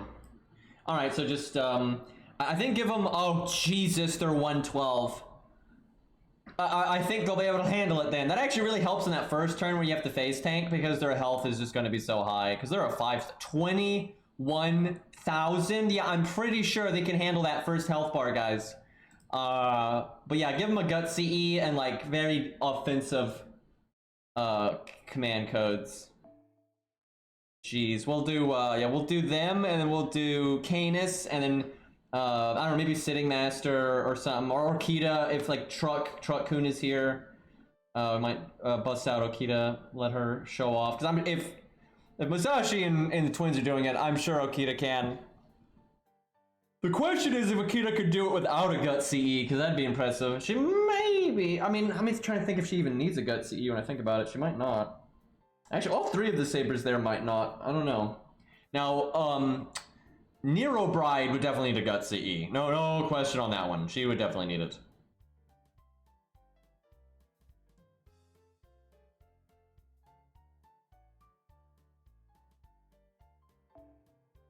Let's see if Ziggy is ready here. It takes a minute to set that stuff up. Oh my god. We don't want that. The 200% damage bonus. I wonder if that'll work, guys.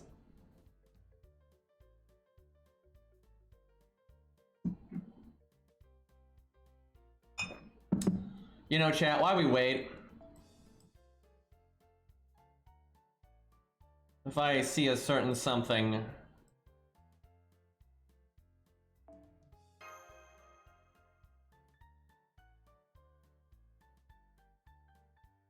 Damn, I'm not seeing it.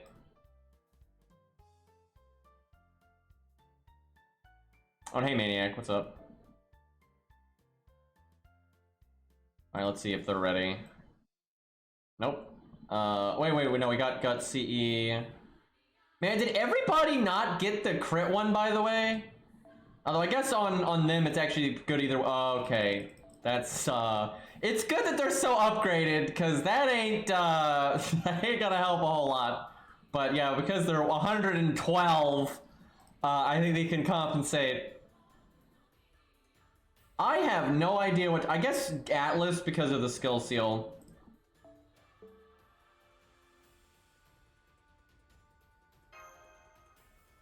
Yeah, I was gonna use Herc while we waited.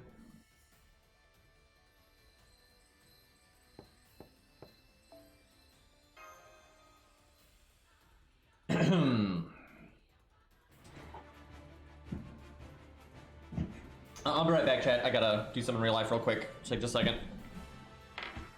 Real life, chat. Can you imagine?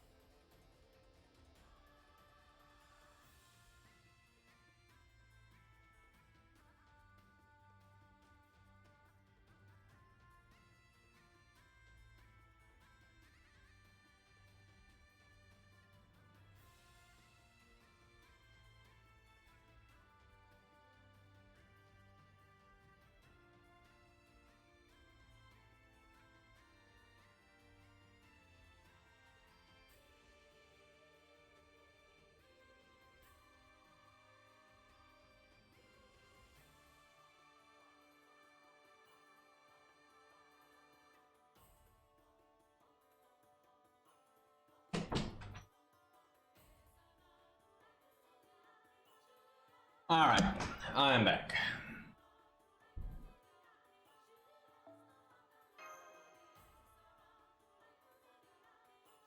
You know, at this point, they have such a backlog of servants that aren't playable that people want. It's kind of ridiculous.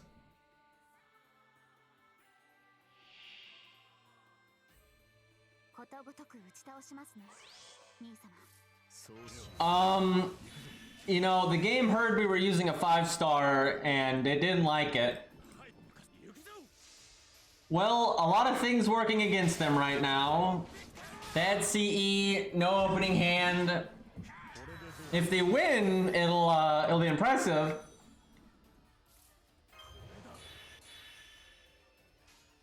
Not a great follow-up hand either.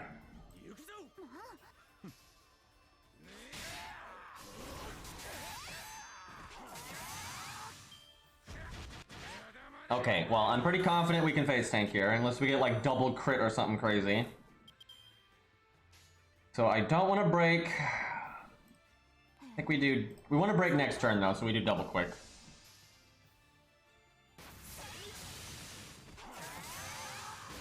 Look at them triple critting when they don't need to.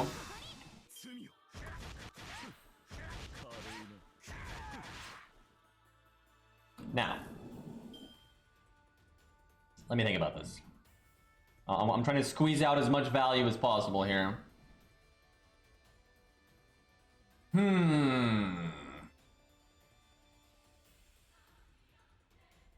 You have so many passives, it's ridiculous.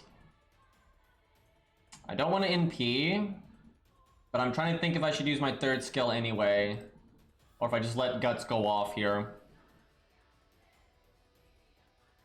I think I can use my third skill because I don't think enough turns are going to go by for it to really matter, and then I can make more stars.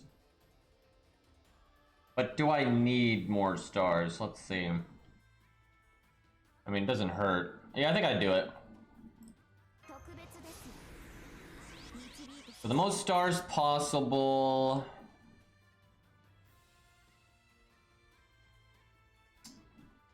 The art card has 4 hit, but we have nothing like no star gen up or anything to, so I think we still do Buster quick.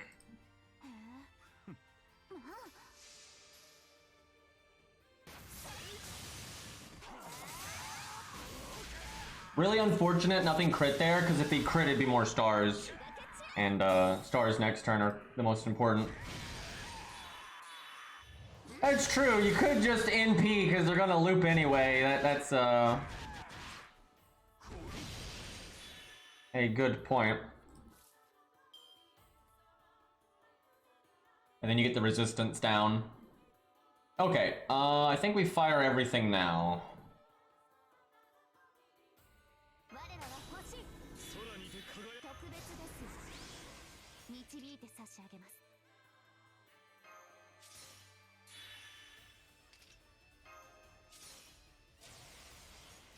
Do art for sure. Dude, that command code is so good for them.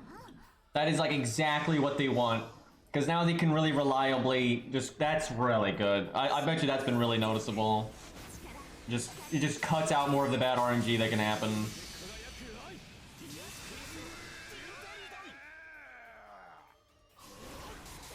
Question is if they can break here, because if they do, damn, only 8k, man. If they had broke there, they would have won with flying colors. So on a really good run, they probably could handle an extra health bar, but on this one, I don't think they can. But in their defense, their CE is trash. It's not leveled. They didn't get cards in the first turn. All that stuff. If those things had happened, I think they would have broken there. Also, I could have NP'd to have the damage resist down already, and they could have broken there and reliably if we'd done things differently. I guess we just NP for the resistance down here.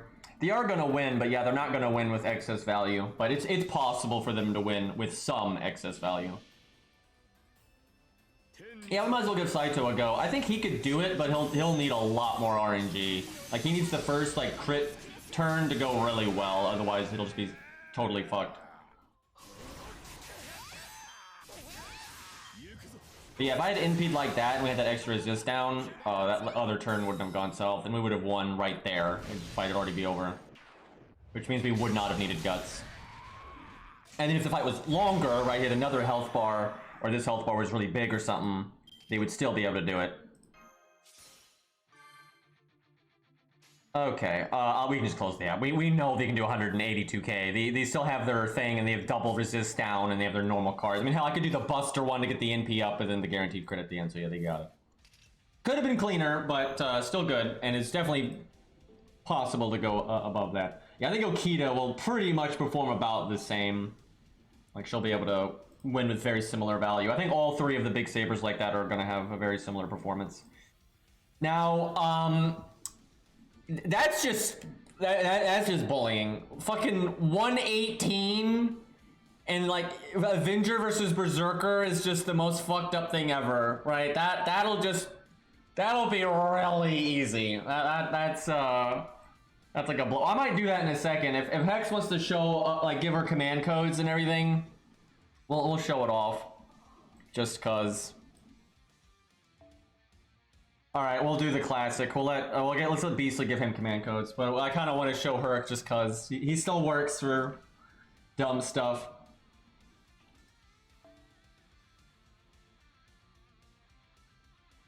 Oh, he might want to do Saito first, though. I think it's on the same account.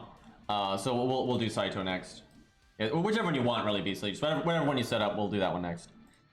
We need to do Canis. Let's see. I can use mine or Zaw's. Let's see if Zaw's is already up.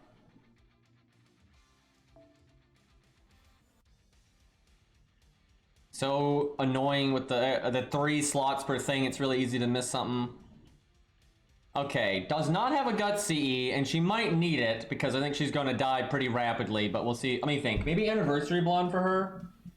She certainly has to go gas mode.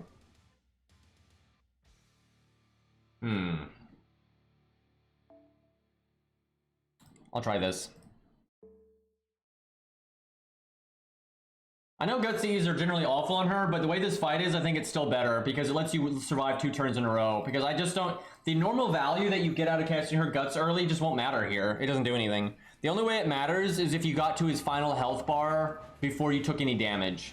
And then you did her second skill, so she had the attack down and the damage cut, and he had his attack down from the gimmick. And then she could probably phase tank an NP. But I don't think we're going to get there like that. So it's probably better for her to just have Guts, and then the Mystic Code, and then just win that way. Like, it's really rare that Guts is good on Canis, just like it's rare that it's good on Ku. It's even rarer on Ku because Ku can cast his, like, Guts way in advance, where she can't. But I think it's right here. We'll see.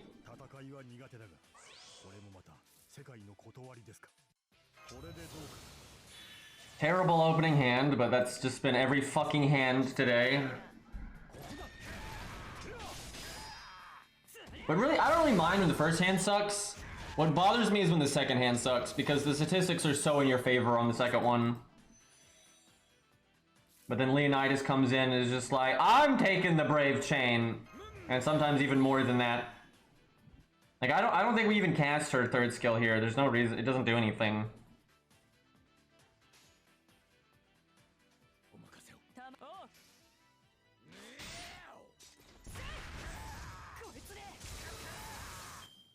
Yeah, actually, it is true. You could break right there, but you don't want to because then, you know, it just... He's already going to be in the NP phase. I might as well use my health while it does something because it doesn't do anything later. So I want to break with the most amount of stars possible. And even if I don't break this turn, it's actually okay. So we do this now. So it's all about star gen right here.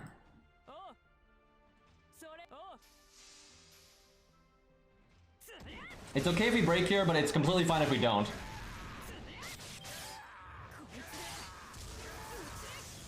Okay, I almost want to do my second skill just to make stars.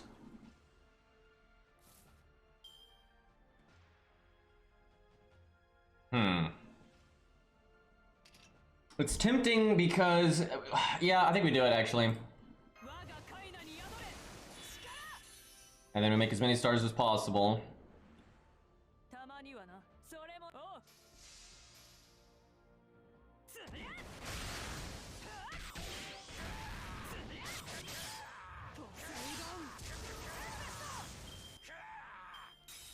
I think she's got this. I think we're gonna be okay here. Alright.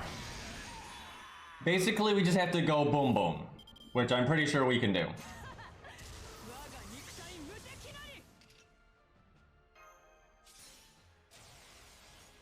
I think we just Buster, then do the Star Bomb. I think that's more than enough. I don't think we have to do anything too fancy here.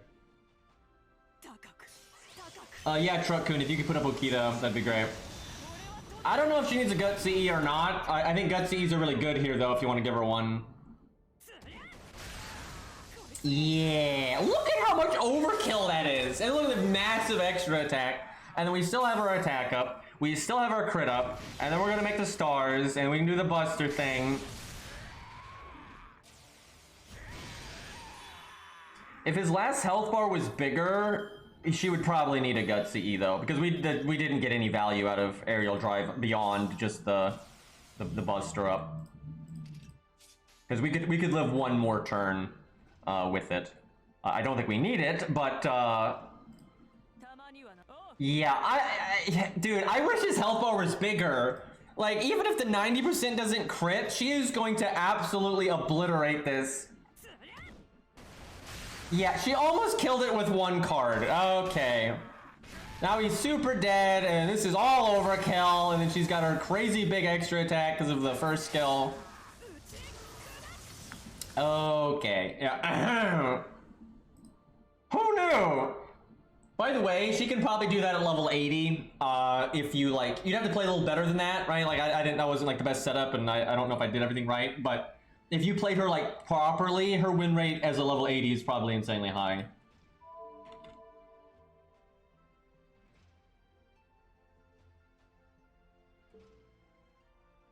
Yeah, I know. And Cairo told me, we were playing video games the other day, and he told me about...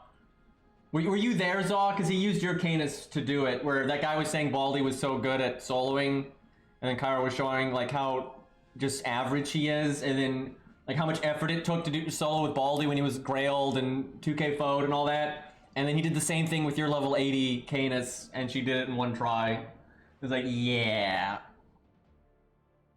I'm actually really glad Zaw made that Canis, actually, just for like testing and messing about. It's actually been very useful.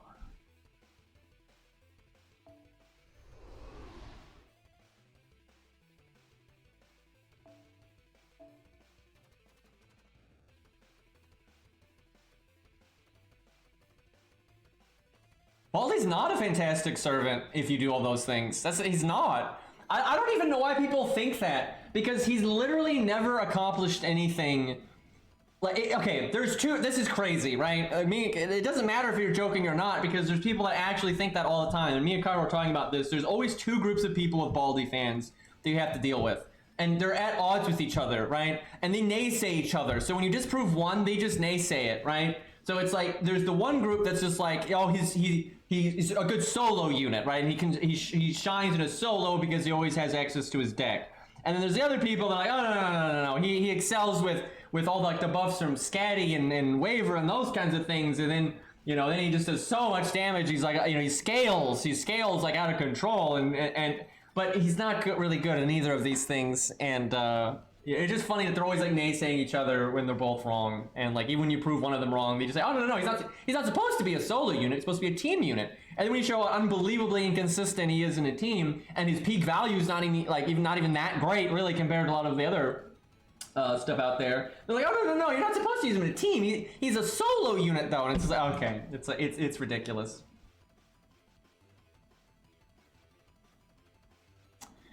Alright, do I have Truck-kun on my ult? And also we gotta show off not Virgil, so whichever one I see first, we'll just go with that. Yeah, I really want Baldy to get a buff. Because here's the thing, I will say this about Baldy. Even though he's overhyped and he's not as good as people say he is, he's not bad either. He isn't, right? Like when you compare him, okay, let's talk about solo. So for solo, if you compare him to Taiga and Deermid, he's better than them, right? Like generally, with a few exceptions, he's better than them, and by a noticeable amount. And he's normally better than like kind of the average 3-star in a solo. He's not as good as Ku, and he's kind of apples and oranges with Proto Ku, and he's definitely not as good as 100 Face, right? Stuff like that. He's not among the best, but he's definitely not in the worst, and he's above average.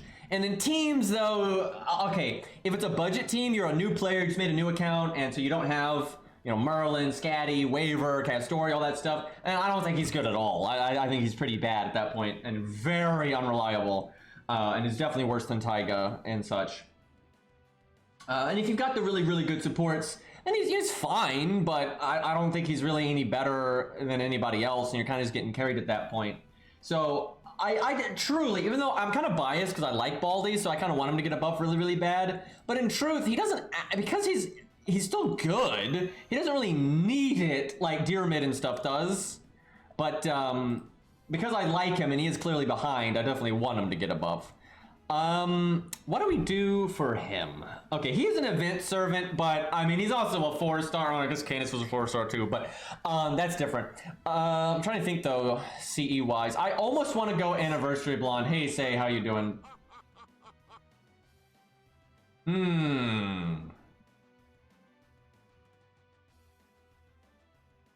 What do we use here?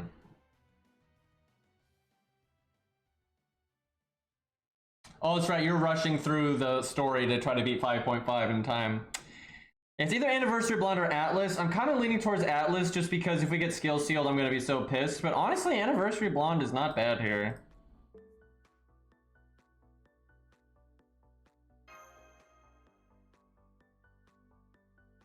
I don't think it counts as a solo, say, when there's more than one. I'm just saying. That's not quite what that means. Kind of lame though, you can't really solo Zeus even if you want to. They don't really allow you with the way they set it up. Yeah, I think Say's just memeing, that's kind of the point.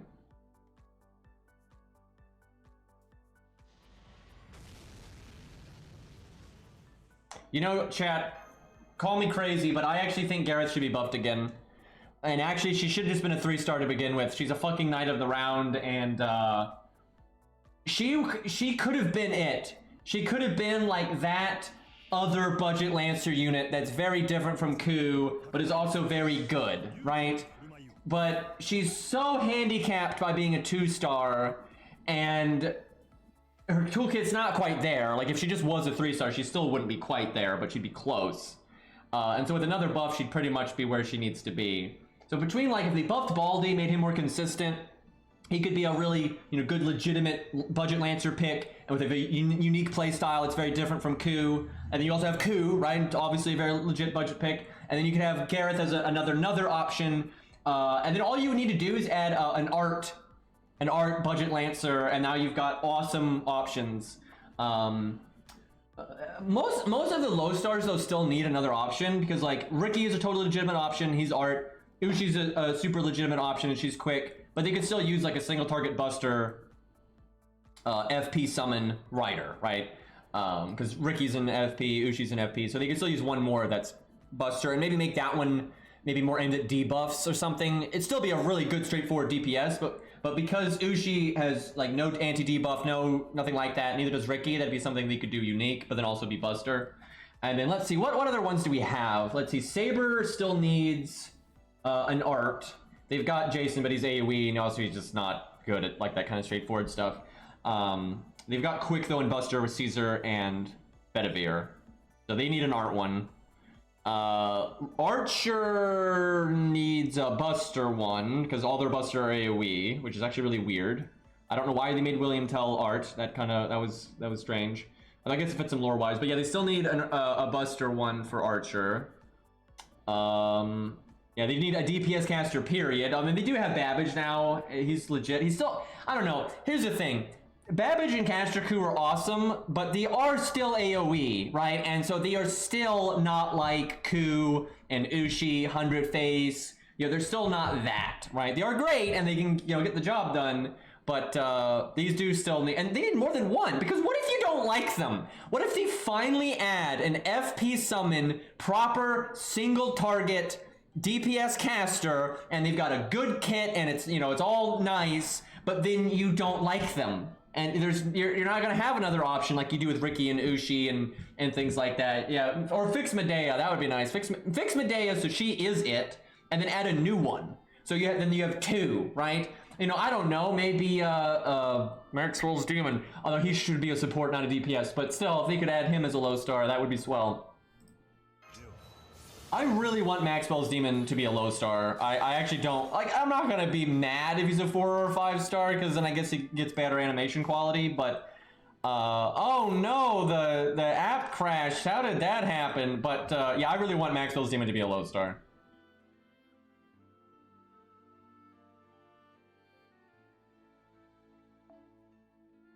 I think Medea actually is probably going to get, I don't know about completely fixed, but I do think they're going to do something about her NP. I think they know it's dumb and they fixed Vlad eventually.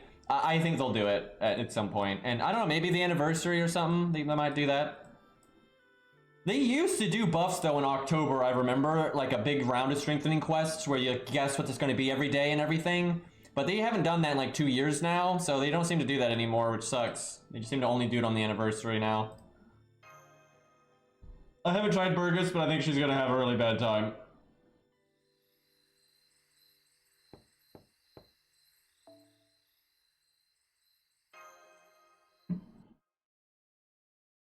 Although I guess she does get enough HP. She can get enough HP to actually face tank an NP. But I suspect if you get, like, if he hits hard on that turn, like he double attacks or crits, you're probably just dead anyway. But it's possible, I think, to face tank one with her health. Yeah, if Medea does like an art up before damage, and they buff the NP to be a normal single target, preferably an upgraded single target, she'll be fine. I'm kind of worried they're gonna buff her again and they'll just make it a normal single target NP without the upgraded multiplier. I don't know though, we'll see.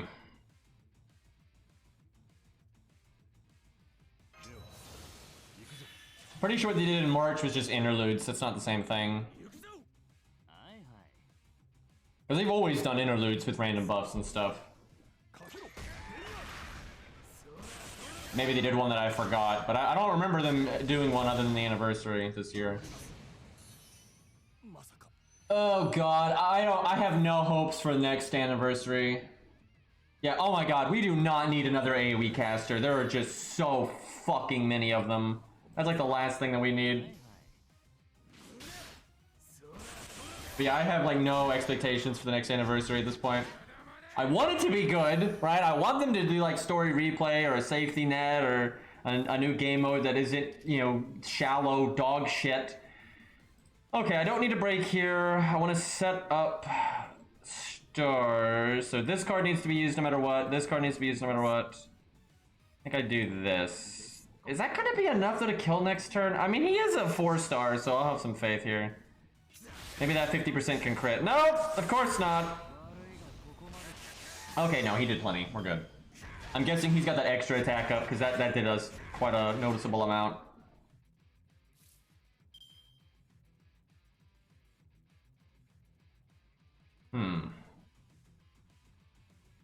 So we do this. I don't think we do the other. I still need to make stars. So this. This, okay. And the next turn we should be able to set up a... I basically did a pretty good command code spread there, because see, now I can do the Star Bomb skill with that, and that should be enough to do what we need to do. That was good. That was definitely a good command code spread there. Sucks that we got Stargen down.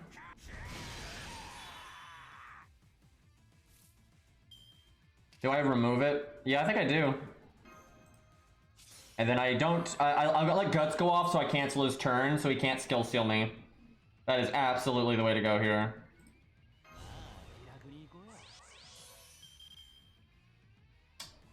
Okay, hold on.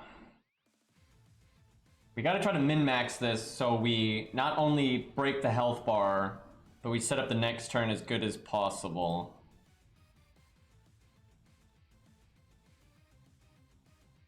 I think we don't do our third skill. I think we save that for the last health bar. I wonder if I can art quick. Because yeah, as Beasley's saying, the art card got such a shitty crit chance And I want to make more starts for next turn. But the thing is, we need damage. 300k is a lot. We are an event servant because we're, you know, full of shit here. But,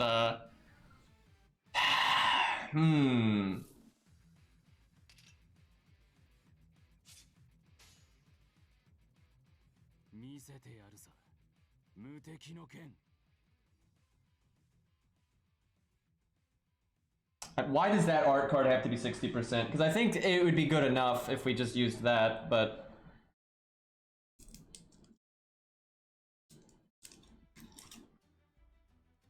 This is a tough turn. 300k.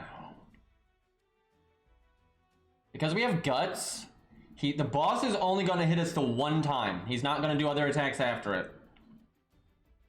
That's less MP gain for us.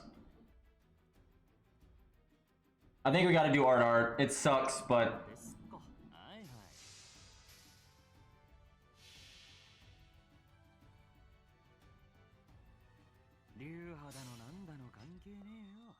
If I overkill like crazy, I'm gonna be pissed.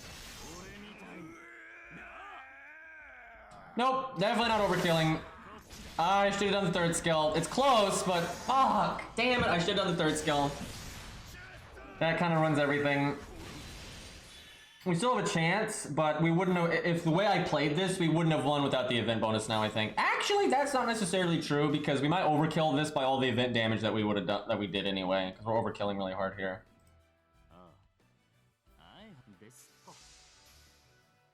But if we had broke there, this would have been significantly better.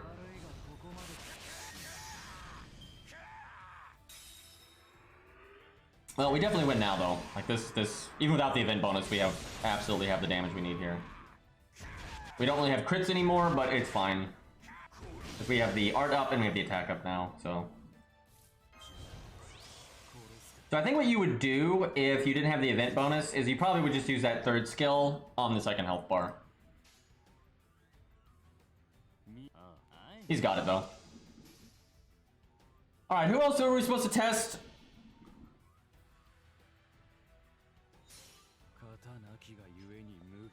So far, the success rate's been pretty high here when people are set up properly. Oh yeah, Okita, right.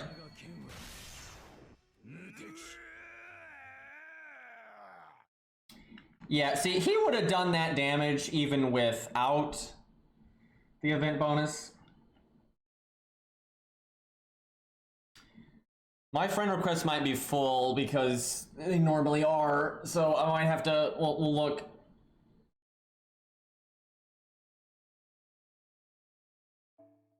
Nobody in chat actually has Sitting Master, though.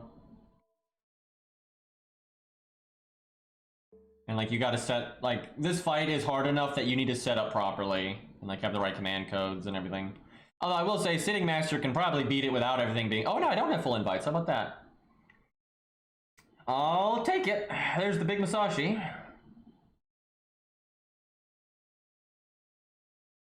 Oh, there's the, Wait.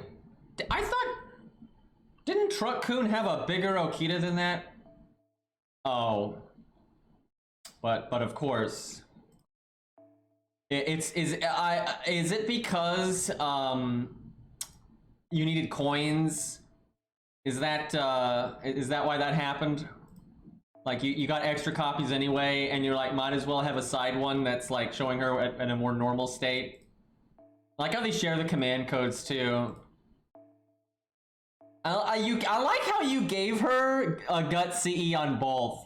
We'll do the super one first, but I don't know. If that one was 10-10-10, I would legitimately try the more normal one. That's a dedicated man right there.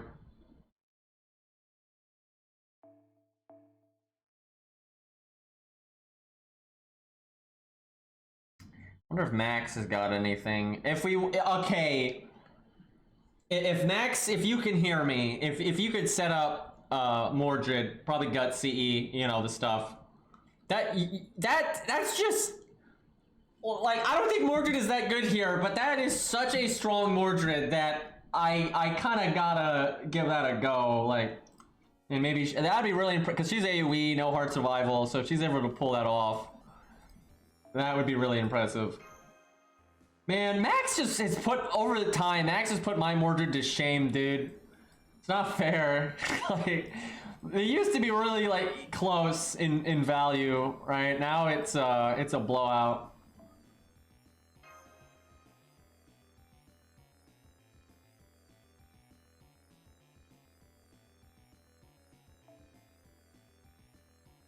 Legitimately, Max's Mordred probably is the strongest Mordred out there, and there might be someone out there that's tied, but you really can't get any stronger than that. What kind of CCs do you want? Very aggro. Like, you don't have a lot of time here, so probably gonna use Anniversary Blonde. So that kind of setup. So very ooga booga, but maybe Merlin on art card. I don't know. I don't know if we're gonna try to sneak in. I don't think we're gonna try to sneak in a second NP when I think about it. But yeah, very kill, as Zaw says. I'll leave it to your discretion on that one. But yeah, definitely working with the Gut CE, definitely working with Anniversary Blonde. My plan is to phase tank the first NP with the 50% defense up, and I hope that's enough. If we get a turn out of that, we actually have a chance.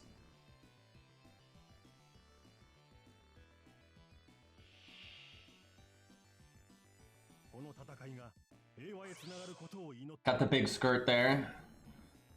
All right.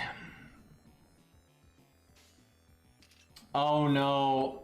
Agent of Chaos. The stage 1 cards. Truck Kun Y. Did Okita get like isekai'd by a truck so hard that her like clothes are out of sync with like the dimensions here? Because you know, that explains the stage 1 card art.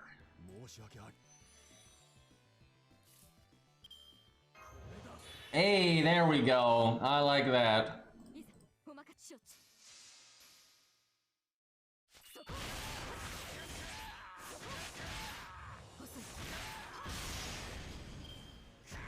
Oh my god, dude, that Okita Masashi fiasco. Has that happened to anyone else? I couldn't find anyone like talking about that bug. I couldn't find any videos of it happening to anyone else. So, like, what the hell? I'm still super confused about that.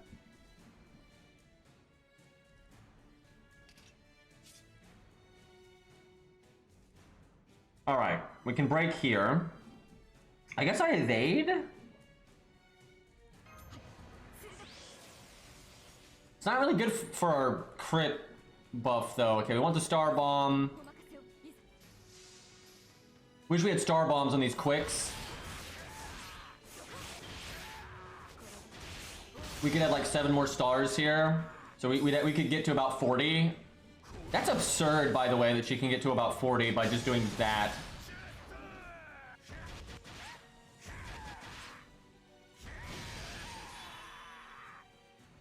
Okay. Like, we first skill and we don't second skill.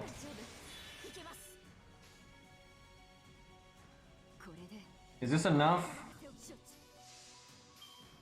I mean, she's 116. Oh god, she's got an event bonus. She's very GUDAGUDA related. It's like where she comes from. This is like her home. Now we're just cheating. Yeah. I mean, to be fair, a lot of overkill there.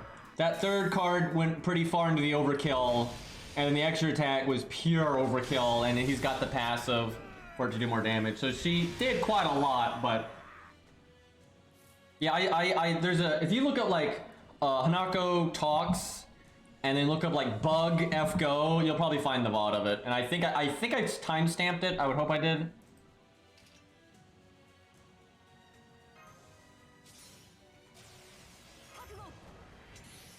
Guys, she needed that. Wow, we could have looped if I had done the invulnerability last time. That's a misplay. I should have invulnerability last time. Damn, I hate when I make mistakes like that, man. It doesn't matter, she's gonna win anyway, but that definitely matters. Like, if I had invulnerability so he attacked me more, I would have looped, and then I could just have Guts go off this turn. So it would have just been objectively better, and I could NP here and all that. She'll probably just kill anyway, though.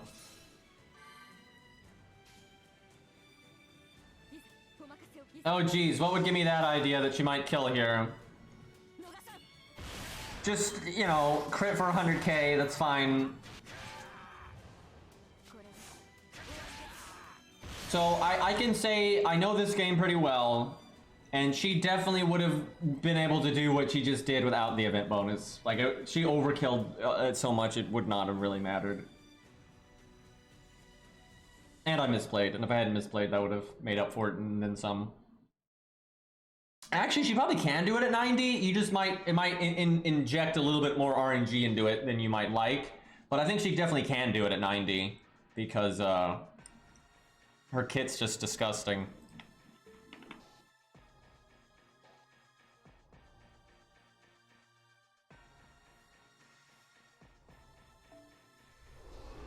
All right, who else did we say? I think we had a couple more that we were gonna do. Let's see.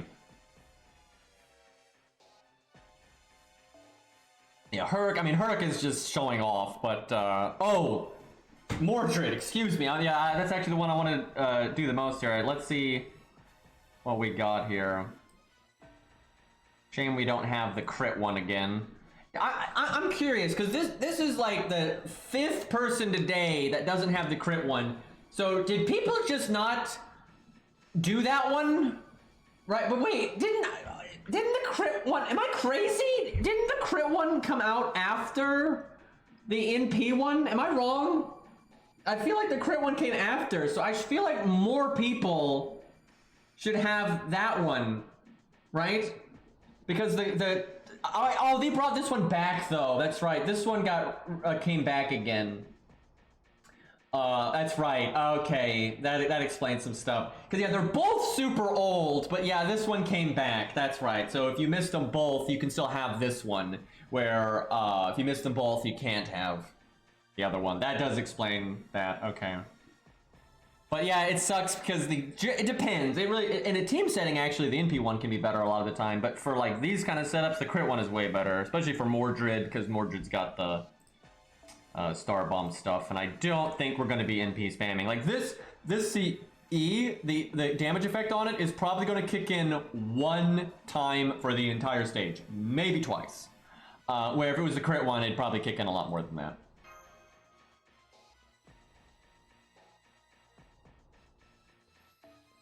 It's good to have any gut CE though. I'm telling you though, it really is worth leveling a gut CE. It's not as high as priority as some of the other CEs out there, but there just are times where gut CEs end up being really good, like here and there, and especially when you got like tower events. I don't think that's the way I wanted to say that sentence, but you know, the like Setsubun style events. Gut CEs can end up being meta, and you never know what kind of weird gimmicky floors they're gonna make, so just having a good gut CE in your back pocket is good. So whatever your best gut CE is, it's good to level it a bit. Maybe not to 100, but like it is good to level your gut CEs. Alright. Definitely taking advantage of the first health bar. Although actually she kinda can't do that because I need to have as much health as possible to face tank one of the NPs. That's pretty awkward. I am tempted to do my second skill right now. If I had Anniversary Blonde, I would absolutely do that and then try to get it to come back. But because I don't have, oh, I'm sorry if I had Atlas, but because I'm not using Atlas, I don't think we do that. I think we just hit it in the face. Okay, if you have it, Max, I think we want the anti-mail one instead of the crit one. Because it's 20% versus 25%, and I think we're gonna not crit enough times that just applying the 20% will beat out the 5%. We'll see though. But if you don't have it, the crit one is still fine. Like it's still good damage. This Mordred does so much damage. I think we can break right now without using any skills. So we're gonna do that. We'll do it like this. Yeah, 125 star. I mean, 120s of anything are pretty disgusting, but yeah, 5-star stats just become so high. She's just with no buffs, no event bonus, not a particularly good CE. The CE doesn't even kick in for crits or anything. She just crit for like, what was it, 62k? Okay, we did indeed face tank that. Okay, we actually got a turn of survival out of our third skill.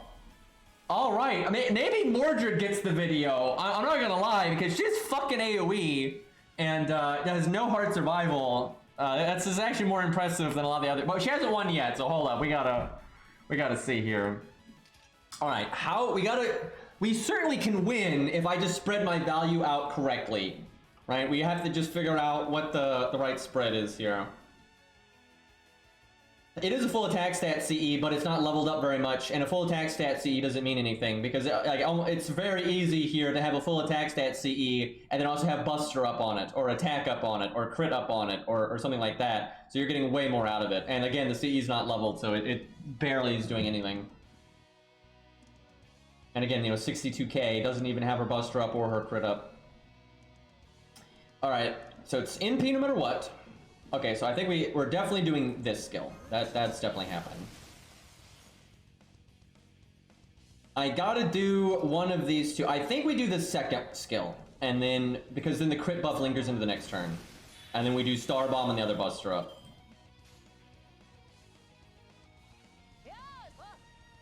All right, let's see what we get here.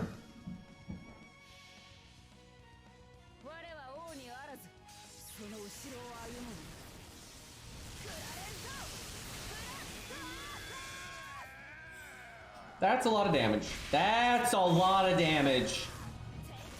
Okay, again. Woo, boy, that's no event bonus or any of that. And it'd be a healthy chunk higher if we had that other CE. That is something.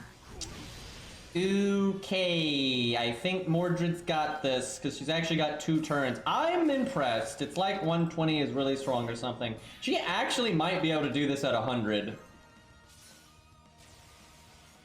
Just because we got a whole extra turn of value here. That's pretty impressive. It kind of up to if we crit here or not. Okay, no crit there. Alright, well, he's dead. And we didn't even use the last guts. Jeez. Okay, 120s, man. I do think she can do that at 100.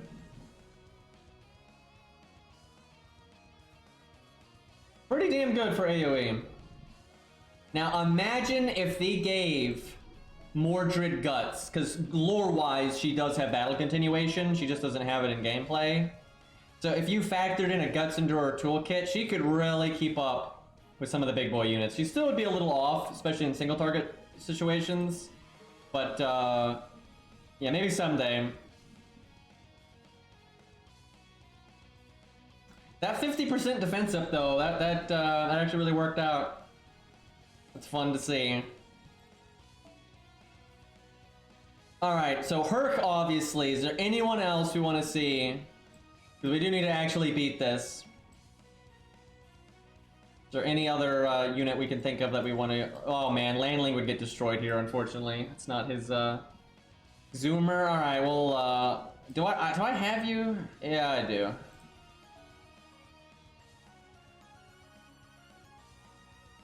You're just doing that to show off on stream. With that, you are only using that stage because of that. There's no way. I know how you be. I know how, it's awful, dude. What the fuck? God, my eyes. Okay, it's still everyone has the weaker one, dude. At least it's good. It's still a good CE, right? It's not like it's bad or anything, but. I swear, I'm trying to think, I know I've slotted the other one, but oh, Beastly did on his main. Beastly did on his main. But yeah, basically everyone else has had that one instead. Oh yeah, the crit one is absolutely better. Like, it's generally not even close. The only time it's not better is if you're on a unit that's just definitely not critting, like, because some units out there just have terrible star gen, and then they're NPing very frequently. So like the Twins is a close one. Actually, that one you'd have to sit down and really look at the math. Because they're critting all the time, but they're also NPing all the time. So that one's tough, right? They're pretty good with the NP one, but most units aren't like them. Most of them are, NPing maybe 1 time, maybe 2 times, but they're critting all over the place. But yeah, it does depend on the unit. But just today, we've used a lot of units that it would be, for the way that they play, most of them they'd be better with the crit one, right? But yeah, I think the Twins might be the one exception there that I can think of off the top of my head. And Sei is No, she probably is the crit one, especially because she's AoE. You know, we haven't done Aussie here.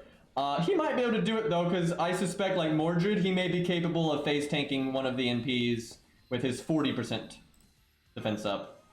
And actually, he has NPC. Oh god, no, Aussie wins super hard. Yeah, no, Aussie destroys this. That's just not even funny, because he has ludicrously high damage, just like Mordred, and he can actually beat her, I think. And then he's got the big defense up, but it doesn't even matter because he's going to NP seal the boss several times, and he can definitely face tank the normal card damage. Although this boss does have very high normal card damage, not enough to get through a 40% defense up. Yeah, Aussie's got this. It might be a little wonky just because of his NP game, but I don't think he'll only need one NP. I think he's fine. What you might do though is you'd probably break the first health bar with normal cards. Then you would use hard survival from the Mystic Code, so you stay at full health. And then you NP the second health bar. Actually, no, I guess you could save it. You could probably NP the second health bar then. No, I'm thinking wrong. Okay, so you'd break the first health bar, then the boss would NP. So you wouldn't have NP'd yet. So you'd break the first health bar and do hard survival. That way you had full health. And then you would NP and break that one, and then face tank there with your Imperial Privilege with the 40% defense up. So the boss is NP sealed, so he has to triple attack. But you're full health still, so you'd probably survive that one. And then you would try to win with what's left. And then even if you didn't, you could have a gut CE and have a safety net. So yeah, no. Aussie's got it. That's what I'm getting at. Aussie has got it.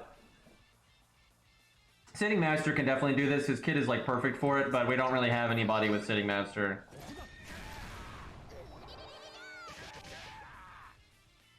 Unless I've missed someone in chat that I didn't notice.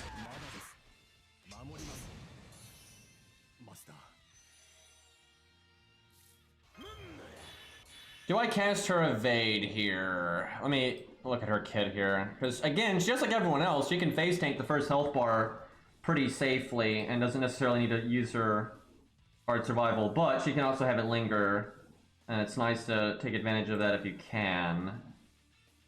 Oh fuck, I have Anniversary Blonde. Fuck. I mean, honestly, she can probably make that work, but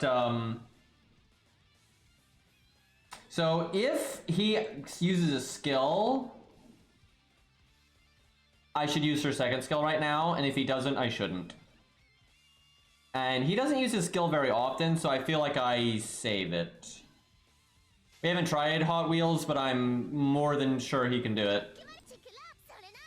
Because he's got hard survival, he's got massive normal card damage, he's completely on par with a lot of the other units we've used here, so he'd be totally fine.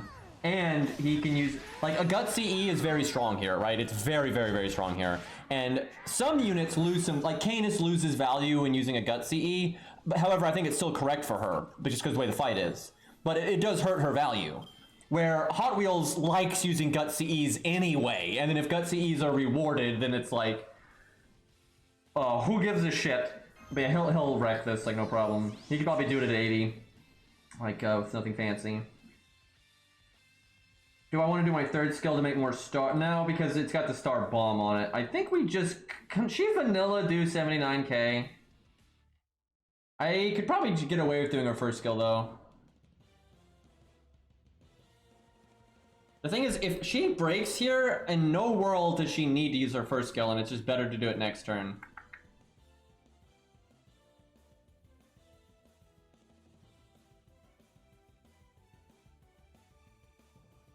Little gutsy, maybe needlessly great. I mean, it's only 79k. She's a 5-star at 110.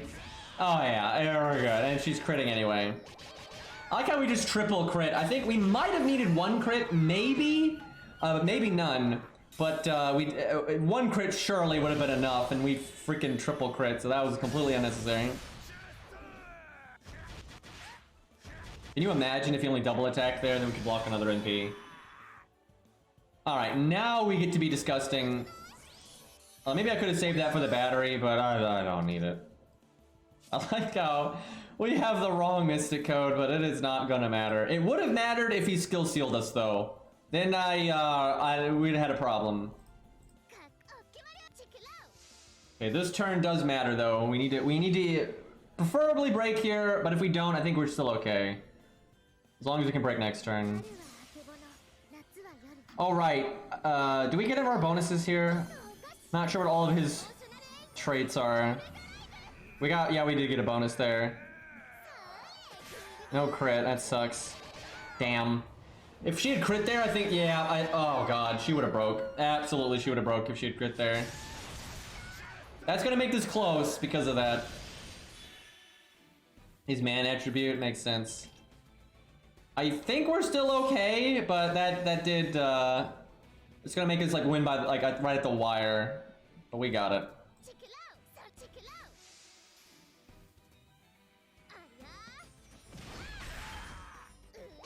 Actually, I would not mind trying Yuri Pirates since they're buff. They're actually kind of interesting, but I don't have them. Gambler does if he's here. We kind of owe them one from earlier.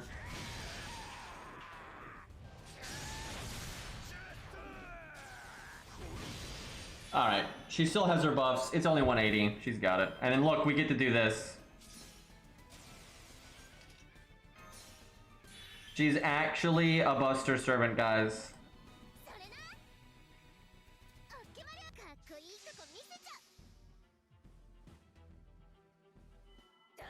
Gambler is the only person I'm aware of in like our community that's got big Yuri Pirates. They're not very popular, so they're pretty rare. I think if they had an animation update, you'd probably see more people use them. Yeah, I'm ready to beat the app. We're only gonna do it a few more times though, because I do need to beat this today so we can do stuff tomorrow, but and I'll use my main account for the video, I think. Dude, that sound effect. What the hell? That was a little close, but it was mainly that one turn, which is why it was close. Otherwise, she could have had a little of extra value there.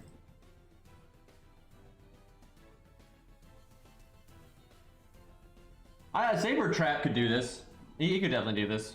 I don't see why not.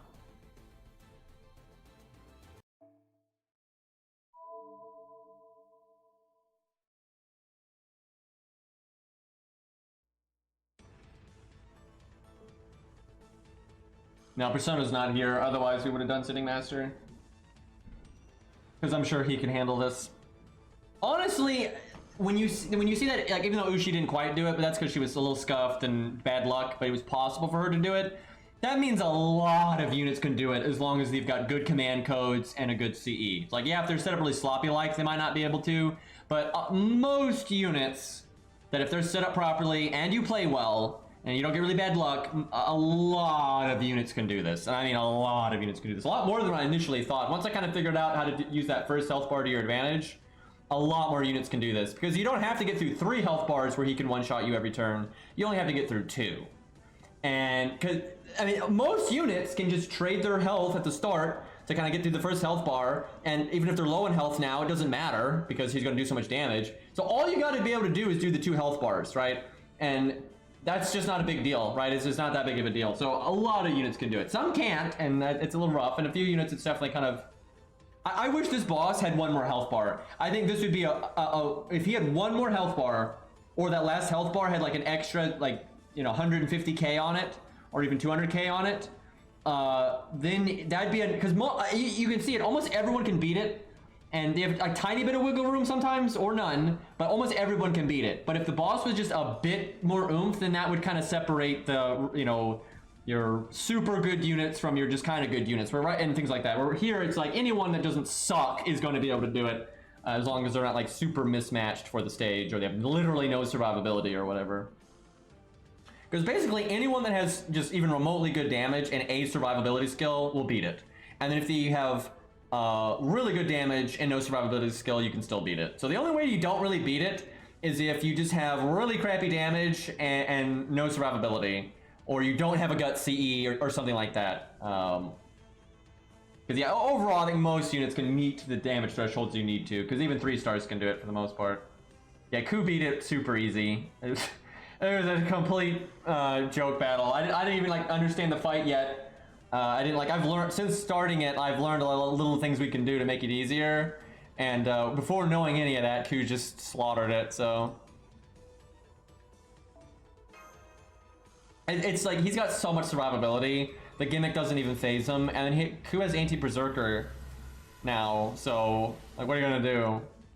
I think Baldy can do it. I think Kyro already did it. Baldy's actually good here because where you die is just that first action he takes every turn, and Baldy has a one-hit evade. That's all you need. You don't need a two-hit evade or a full evade. You just need the one hit. So Baldy is totally fine here. Because the stage just isn't that hard, right? So as long as you've got some basic stuff, you're good to go. All right, we gotta at least use Hurt though. Oh yeah, I said we'd use Arthur. I'll set mine up, unless someone in chat can one-up mine. But I've got like the good CE and stuff like that, so it's hard to one-up mine. Although I'm sure someone can do it, because mine's not grailed. All right, he's got a I don't know. He's got a chance. I mean, Mordred destroying it like that gives Arthur at least a chance, but. There's just so much against Arthur. He's like the exact kind of unit I'm talking about that's going to struggle here because he has no survivability, not even a defense up, none, no survivability. He's AoE, and this is a single target fight. We've hardly used any AoE units here, and then his niche doesn't come up, right? So it doesn't kind of make him a pseudo single target. So that's rough, right? And like Arthur does have good single, like normal card damage, but not as good as like Canis, right? So he might do it. He might do it. The good CE. I meant the crit one. I meant the crit one. He needs the gut CE for sure. Okay, I think he wants to go very damagey on his Buster.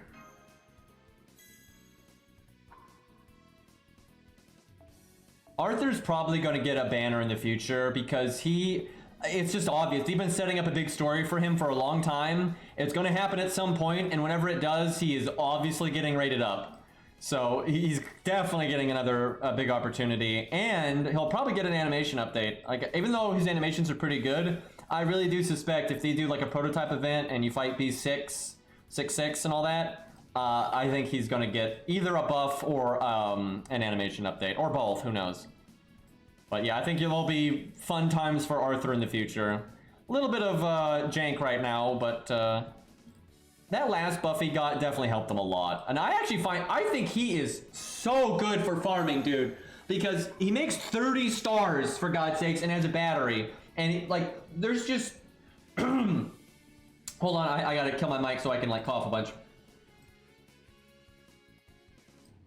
Okay.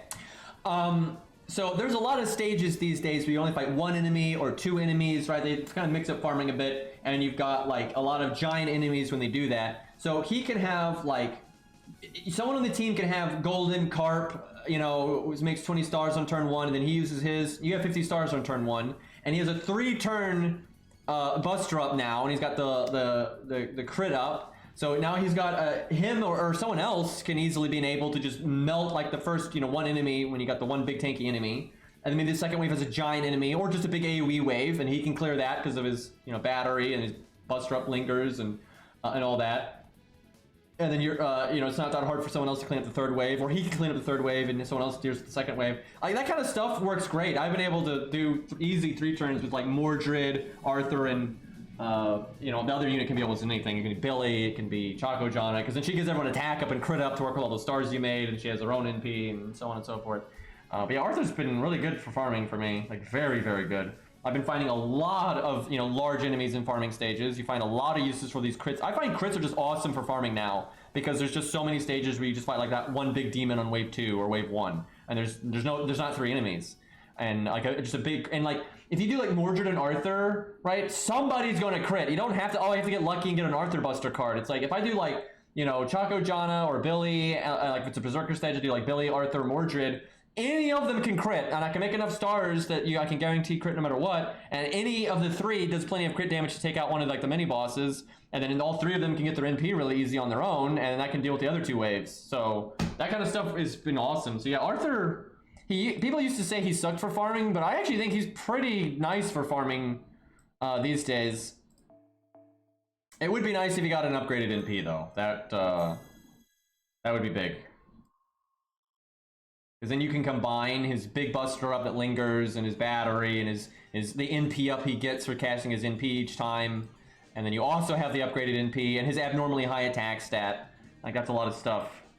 in one place there. Do I go double Star Bomb? I think I do. I might even go Star Bomb on the quick card too.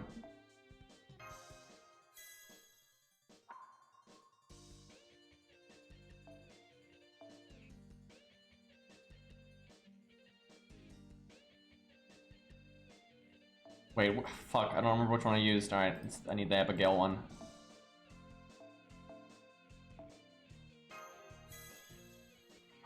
Alright.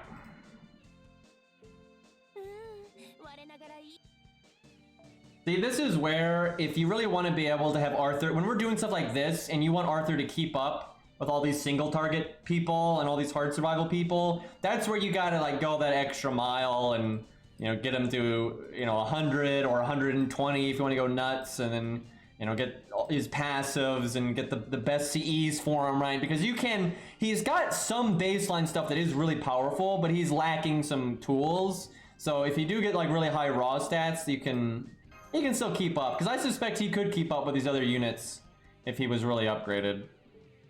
Not as good as them, because a lot of them could have done it at like level 90 and stuff. But, actually, I could do this on my main account, because it needs to use AP.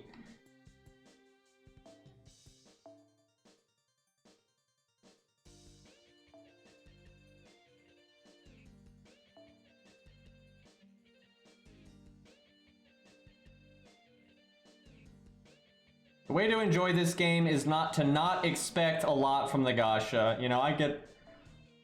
excuse me. I get annoyed by it from time to time just because you kind of can't help it. But, you know, if you enjoy the game for just what it is and the free units that you get and whatnot, and you see everything else as a bonus, right? That's like the right... Because, you know, it's easy to get frustrated by the gacha, but I always say if the only reason you're playing the game is because of the gacha, then you probably shouldn't be playing the game anyway, so...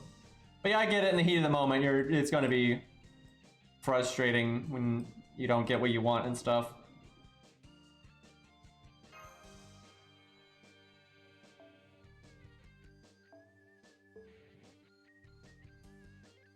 Calamity Jane should be able to do this.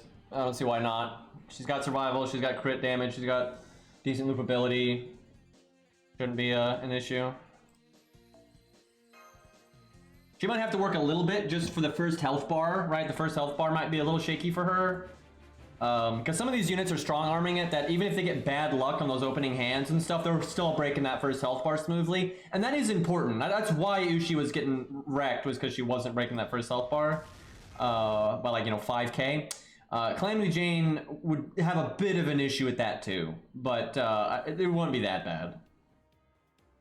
And you could even give her attack buff early, and that'd be fine.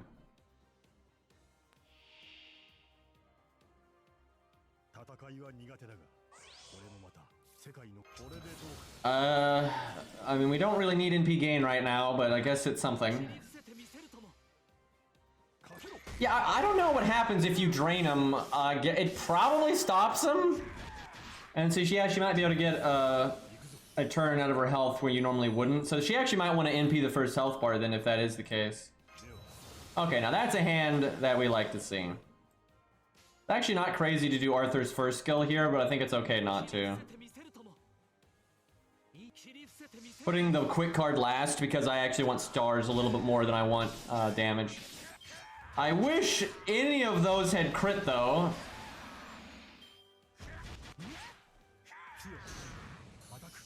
Okay, this is where it gets a little tricky.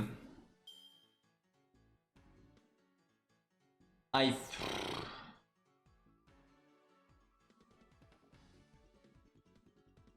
can potentially break without her first skill, which would be better. Actually, if I don't break, it's not the end of the world because of the, like, I have no other use for my health bar. So I actually don't think I even do Buster, like quick Buster or anything like that. I think we try to make as many stars as possible, and we're just, if it breaks, great, and if it doesn't, whatever. The only bad thing is if he kills us with the like crits.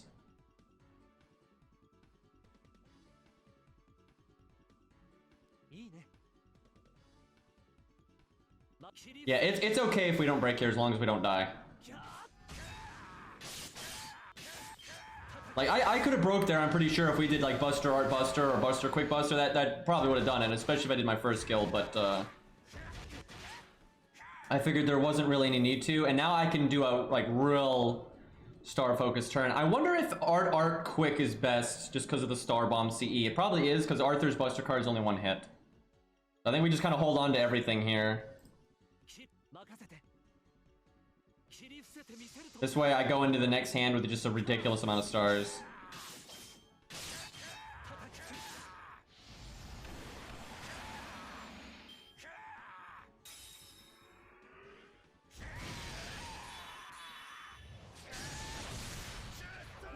If Arthur somehow does this, he might get the video then. Actually, if he does it, what I'd probably do is do him and then do Mordred at the end as like a bonus. Just do them both. But Arthur beating this would be pretty impressive. He might. He's got a 1-2 punch this though. It's just gonna be really hard because his NP just gets nothing here, right? It gets absolutely nothing here. Like, he's very disadvantaged compared to Mordred. Because Mordred could actually face tank one of the NPs and stuff. I don't want to do my third skill. I really don't. But I don't. We're 300k is really pushing it. If we don't crit twice. Maybe I do the Mystic Code and I save the 30. Yep, I think that's what we do. But then I don't have the crit buff though. I don't know. This kind of requires trial and error. I don't think there's any way I'd be able to do that intuitively. Like, because you've got to do this turn with as little value as possible, but you have to use whatever value, make sure you do it. And that's kind of tricky.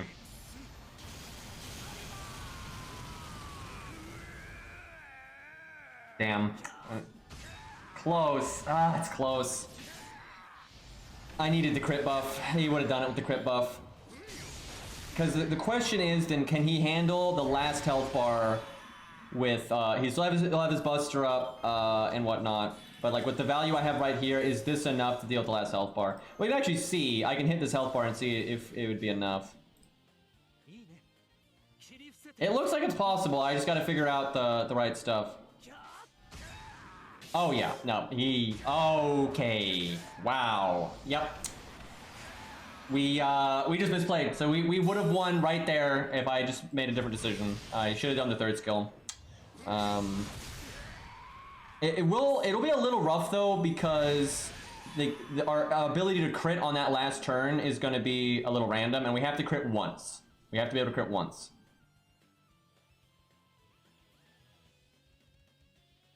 Like, yeah, he only needs to crit one time on that last turn. I almost wonder if we Star Bomb on his Buster cards, because I'm not sure we actually need the damage from the damage up, where if he crits on that last turn, the final health bar, we will win no matter what, I think. I'll try without and see what it looks like, but it might actually be better to do that. This is actually looking good for him, though. This is actually looking like if you figure it out and you just don't make any mistakes, I think his win rate will be pretty high. I do think there is a chance, though, that you can just get fucked over on that last turn and you just don't crit at all. And because you're not saving your best stuff for critting for the end. And if you don't crit with anything, you're not going to do like the 180k. But for having no survivability and being AoE with no niche, no soft survivability either, that's pretty good. Red Hair would have a really hard time here because of his normal card damage. When he doesn't have his buffs up, it would be tough. It wouldn't shock me though if he's upgraded enough and you get a little lucky, he could probably do it because he does have hard survival. But his NP is basically worthless here, so that's a pretty huge drawback. It would be tough. That honestly would be tough. He might need to be supercharged. I wonder if Hex has tried it. Okay, getting good hands. He doesn't really need good hands though, because he can phase tank that one turn generally. And it seems to be actually kind of good to phase tank the one turn, because I don't actually know if you actually want to break there. I actually think I should not have done what I just did, because, well, as long as I get my NP here, it's okay if I break. Like, it's not really ideal. It's nice to do 2-star gen turns in a row. But as long as I get my NP and I make decent stars, it doesn't really matter. Like, yeah, if I had a crit chance here from the prior turn and these crit, I made even more stars, that's absolutely better, but... Like, it was a little bit of a misplay, but it's not too bad. I didn't try red hair here. I don't know, maybe we try that later. Maybe we save this stage.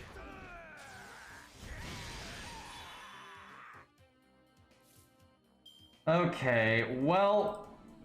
I think we do the second skill, because it does linger. It's pretty nice. It's just, this is probably too much damage. And then I'm worried about our star gen. That's why I'm thinking we might at least one star bomb. Maybe we do a star bomb. I'm liking that. I think we star bomb one buster, and we star absorb the other. Because there's a star absorb that is crit up, and that's probably enough damage.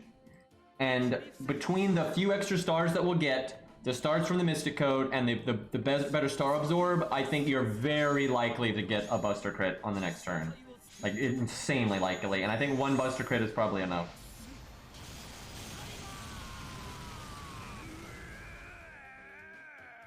Actually, Arthur's not getting lucky, and there hasn't really been anything lucky in this run. And actually doing all those cards early was actually kind of a bad thing.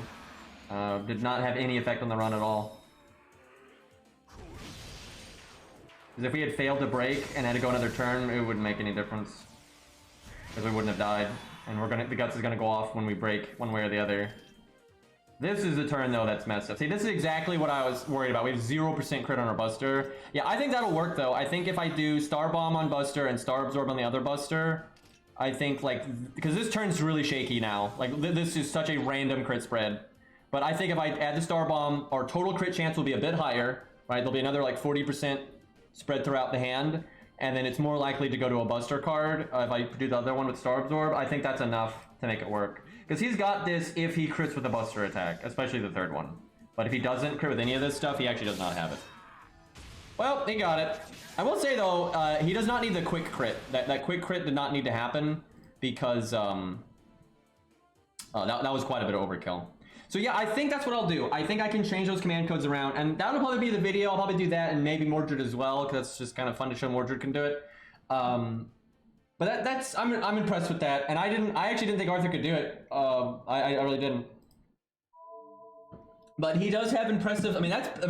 No, his burst damage is not a meme, right? Like that is legitimately good. What he can pull off between those two turns, especially as an AoE unit, that's pretty solid.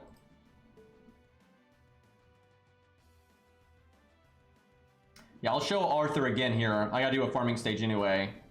And I'll show off like how you can just make anybody crit with him. And if it's him, he goes more crit damage.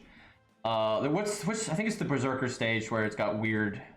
Yeah, it's this one. It's like 1-6-2 or some crazy... What a weird farming stage that this one is.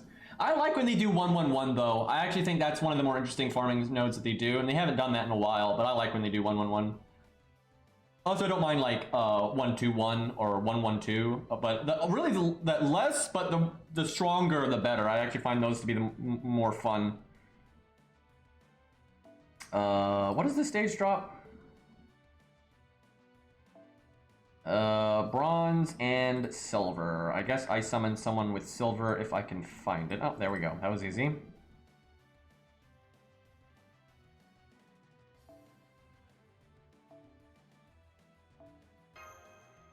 Okay, so I bet you I don't even need her NP, and I could probably give her a bonus drop, and then you could give like Mordred golden card. Now this is kind of needlessly greedy, because if something goes really bad, it's nice for her to have her NP as a safety thing, but I want to see if this works.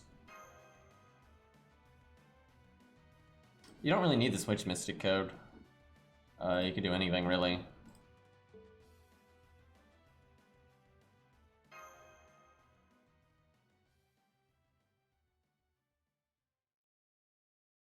I feel like PogChamp got replaced not that long ago, but I guess it has been a while. Dude, I'm so glad that one won. There were some good ones though. I remember that I wish I had like kept track, but I remember early, the first few days, there were a couple that I liked quite a bit. There were quite a few that I did not care for at all, and they were kind of just whatever. But I just think it was so right that one won, because that had been a meme for a while, that it was kind of the same thing. And I remember as soon as they announced that they were removing the normal PogChamp and they were going to make a new one, the replies were just, "It's our time," right? And it was that emote, and it was just too good, dude. I'm so glad it won, and I really do like it. I like that emote a lot. And because for real, people had said this before, and I've said this before. The only reason that that that emote, the only reason it didn't get used a lot before was because the name was too, like, no one remembered it. It didn't like pop, you know. So that emote had existed for a long time, but its usage was really low. But it was just because of the name. So you just change its name to PogChamp, and it gets used like crazy now. So I'm really happy about that. But there was some other good ones that I did like, and I probably some channels actually kept some of those other ones. I'm sure they're out there on the internet somewhere.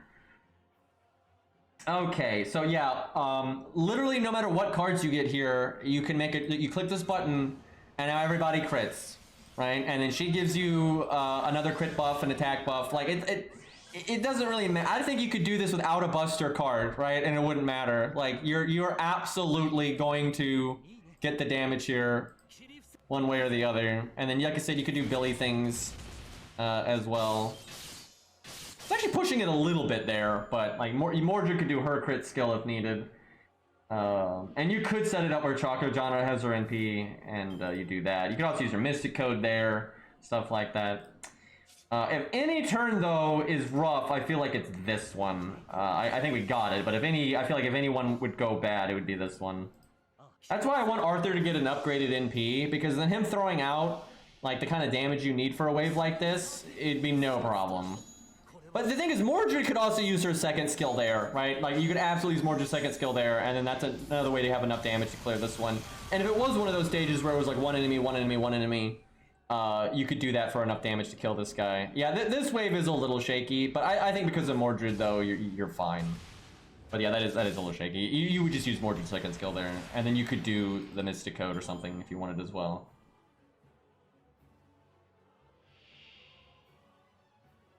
And you can easily work this kind of thing into a meta support. You don't need Choco Jana, right? You can you can cut that entirely, and you summon your friend's Waver or Castor or Toria, and then you're super good, because then Arthur can actually bring a DPS CE, and you get the a Castor or Toria big attack up and everything, and then no problem. It had a little bit of RNG just because you might get like your first hand is 5 Castor or Toria cards or something stupid like that, right? But like, overall, that would be totally fine.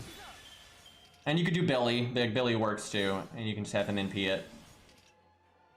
I don't know why I'm casting all this stuff. We don't actually need it, but and a lot of times when you do stages like this, there's a giant enemy, and then Arthur gets his giant damage.